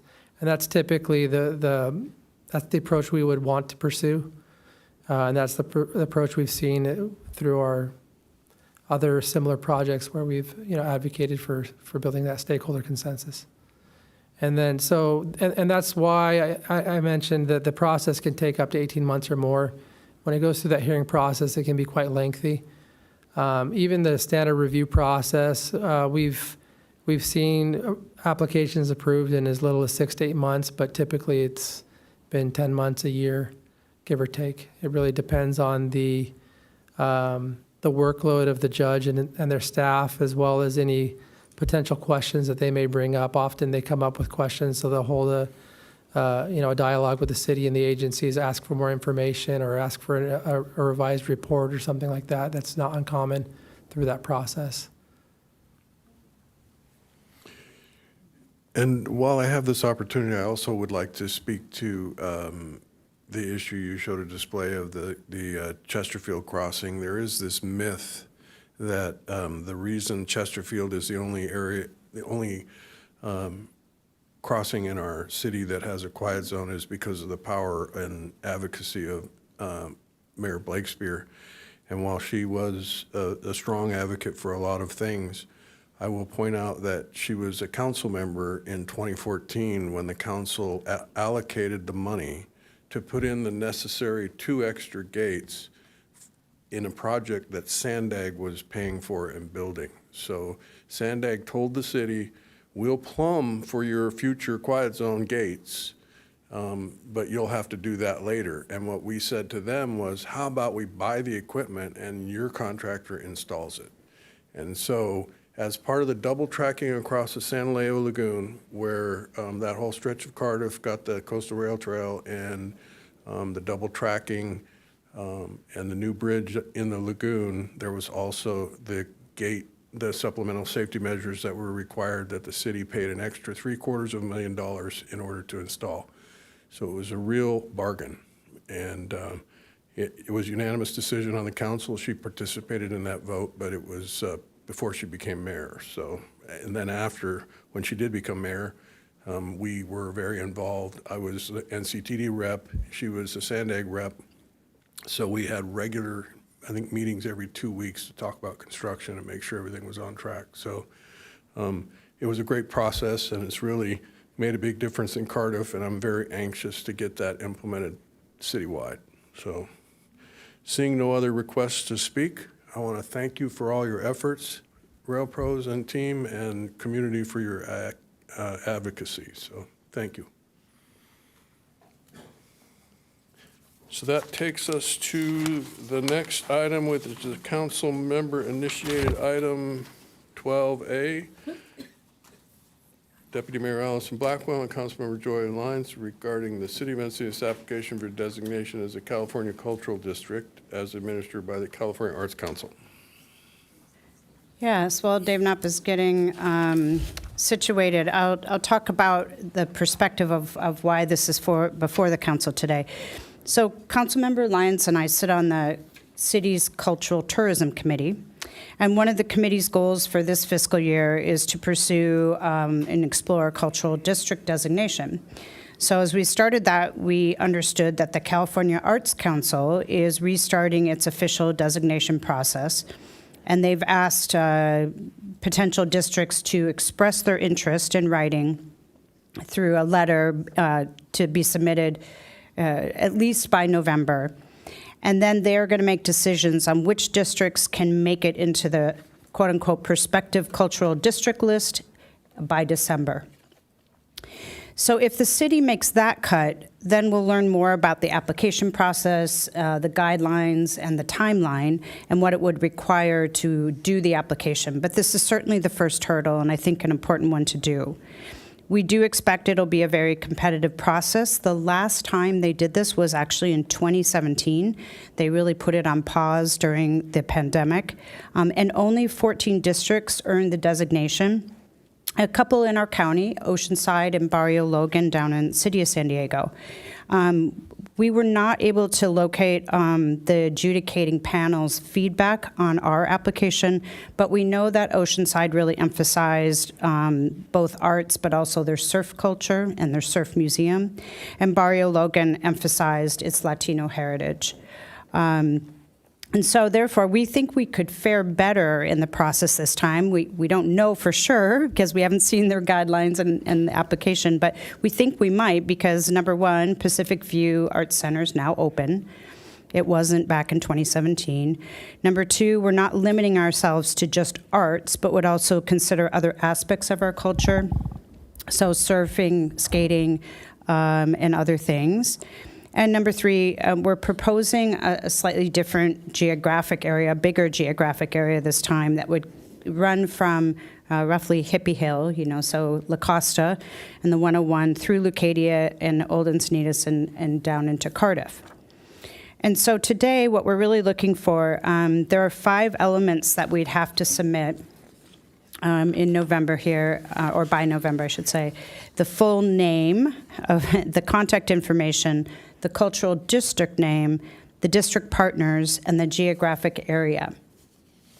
And so we are looking for the council's support to move forward with providing this basic information to the California Arts Council, and then also for any input on the cultural district name, which is the Encinitas Cultural District, and the geographic area. And I don't know if we can put that on the screen or not. No, we can't. But essentially, it would go to the I-5 and pick up the undercrossings there, the mosaic, and then go all the way to the ocean. On the screen. And the northern point, as I mentioned, and the map that was in the attachment didn't quite pick this up, but it would be Hippie Hill or Surfers Point, and then all the way down into Cardiff. We did get a request from some in Cardiff to extend it all the way down to the reef area, and we're both Councilmember Lyons and I are supportive of that if the rest of the council is. And with that, I can just take any questions, or Councilmember Lyons, if you want to talk to it. Yes, I'll just add a few other points, Deputy Mayor Blackwell, thank you. what I would like to say is that in this agenda item, if you looked at it in detail, you'll see that there's a list of our 2017 partners. That was just put into this item as an example of what we did in 2017. What's interesting is if you look at that list, you'll note that there's a lot of new attributes we have that are both art and culture. And we've really made significant strides in Pacific View is just one amazing example. But across the city, we've really made great strides at investing in our culture and our arts. And we have so many advocates in our community that, Friends of the Arts, just to name a few, that are just overwhelming with great ideas and great art and great resources and great murals. And we even have mural walking tours. We've really evolved a lot since 2017. And it's an exciting time. I think the universe kind of comes together right now when it comes to this cultural district here in Encinitas, because the state is looking for cities like ours that really elevate art and culture. So I wanted to say that, and at the same time, I wanted to say that this is just one opportunity. This is to do like the elevator pitch for the state to consider, and then if they say, yes, please submit a proposal, something more detailed, then we get to do that next level. So really, this is a bit of a small step in the direction of seeing if we can put our best foot forward and be eligible for the state cultural districts. And it'd be great to get this designation, because along with it comes some money, and funding is so important. And funding helps us build our capacity to really be more, to really connect the dots across all the different things we're doing in our community. So that's important. However, if this doesn't move forward this time again, and we think it will, but I do want to say that there's still interest in our community to do a local cultural district. So this, I just wanted to make sure that was out there and clear. This is one approach, and we think it's the best because there's funding associated with it. If we're able to look at the geographic map, good, we are. My final comment before we open it up for questions and maybe any public comment is I support Allison's notion that we go all the way to the north end of the city, which would include Surfers Point, and all the way to the south end of the city, which would include the whole Cardiff Reef, for the reasons that we have a lot of potential cultural resources in both those ends. We're trying to be inclusive, and no reason to stop short. We should just be inclusive all the way from one end of the city to the other. And it does note, we should note that in the last process, they asked for a walkable district as part of the application. We don't know if that'll be part of it. If it's not, we would come back and look at the right geographic area. But we wanted to make it a reasonable walkable distance. And so it's about 4.5 miles from north to south. So that's at least reasonable. There is a little bit of a notch out there, and that is actually a mistake. We will do a better job on what goes to the California Arts Council, but it's really just that long section. Okay. We do have one speaker, public speaker, so do we want to hear from the speaker? Yep. Maria Ardance.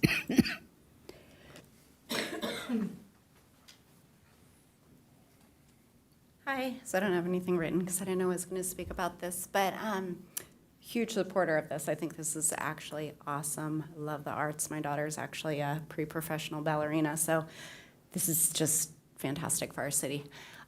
Anyway, I would ask, my one request would be, I would ask that the whole Quail Gardens Drive be included in that corridor, because we've got like the Heritage Museum, we've got the Botanical Gardens there, Farm Labs, all these great things, but just Ecke Ranch, I mean, we're looking at the poinsettia on our emblem there, that's just a huge part of who we are as a city. So I would ask that that would be considered, especially with like Heritage Museum right there. That makes so much sense. So anyway, that's it. Thank you. Councilmember Hensy. Thank you. Yeah, I would definitely support this request. It's an easy request. It's a letter, and being that we did it before in 2017, I remember that, and it was disappointing when we weren't selected. I think we've got a lot more to add since then, and you bring up some valuable points. And I also want to commend both of you for turning the committee into some action, because I know that's sometimes hard to get action and get people to raise their hands to do things like this. So this is a council member initiated item, meaning that you took the time to write this up and do the research and do it on your own time rather than just assigning staff to do that. So thank you for the initiative, and I'm really happy I was able to turn my position onto the cultural tourism to you, and that you're getting so much great things done. So thank you. It's the committee and the staff, I promise you. Councilmember Ehlers. Yeah, I support this too. I agree with going to the northern boundary down through Cardiff. I'm also intrigued by adding in San Diego Botanical Garden, Ecke Ranch, and the Historical Society, although given the walkable, that may not be plausible. So I don't know, can you have multiple? Can you do multiple districts in one city, or is that? I would maybe turn to Dave to see if you had that background. We might have to look into that. Yeah. Not really sure because their guidance is so outdated now. So it might need, hopefully get on the list so we can get the application and the guidelines. Okay. Yeah. So. Yeah, Sounds good. I would say it's so hard to draw a line in our city. We've got ICA out on El Camino Real. We've just got a lot. We just got a lot. So that's awesome. Good for us. So what we're trying to do is respond to what we understand they're looking for right now, with the geographic definition just to the west of the 5. We're thinking we might be stretching the walkability a little bit, but when we get their feedback, we will get more clarity, and perhaps that's where we could look at where there are other opportunities. Yeah, very supportive of that. Okay, I would move we approve this item.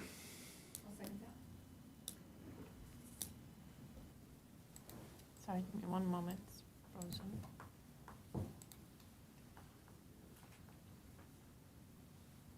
And here we go. Is that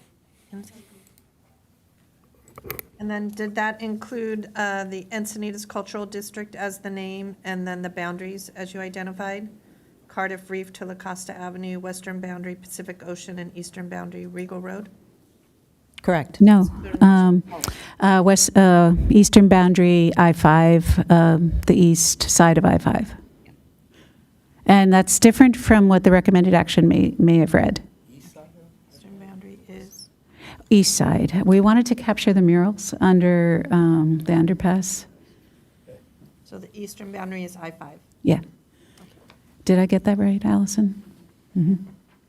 And I would point out that there apparently, our assembly member authored AB 812, which talks about artist housing, but there's a reference in here to be eligible for this bill. It says,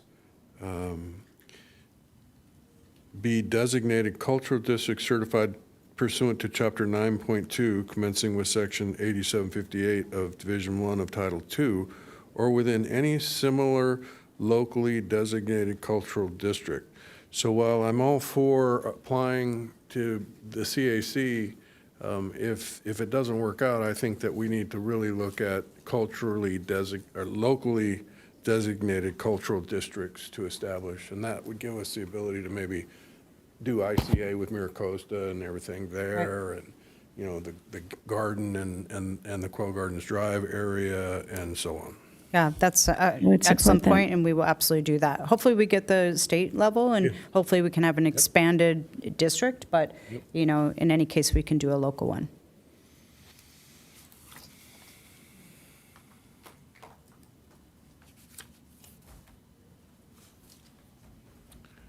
Okay, thank you.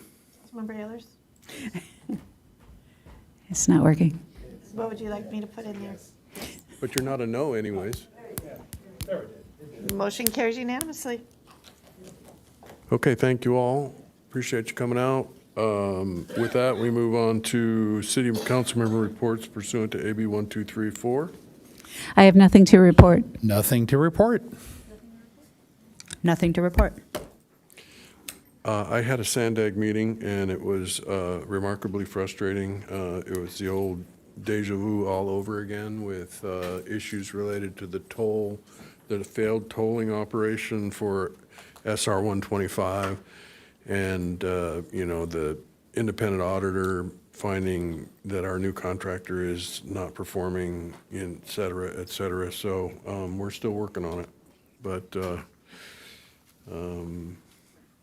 City manager reports.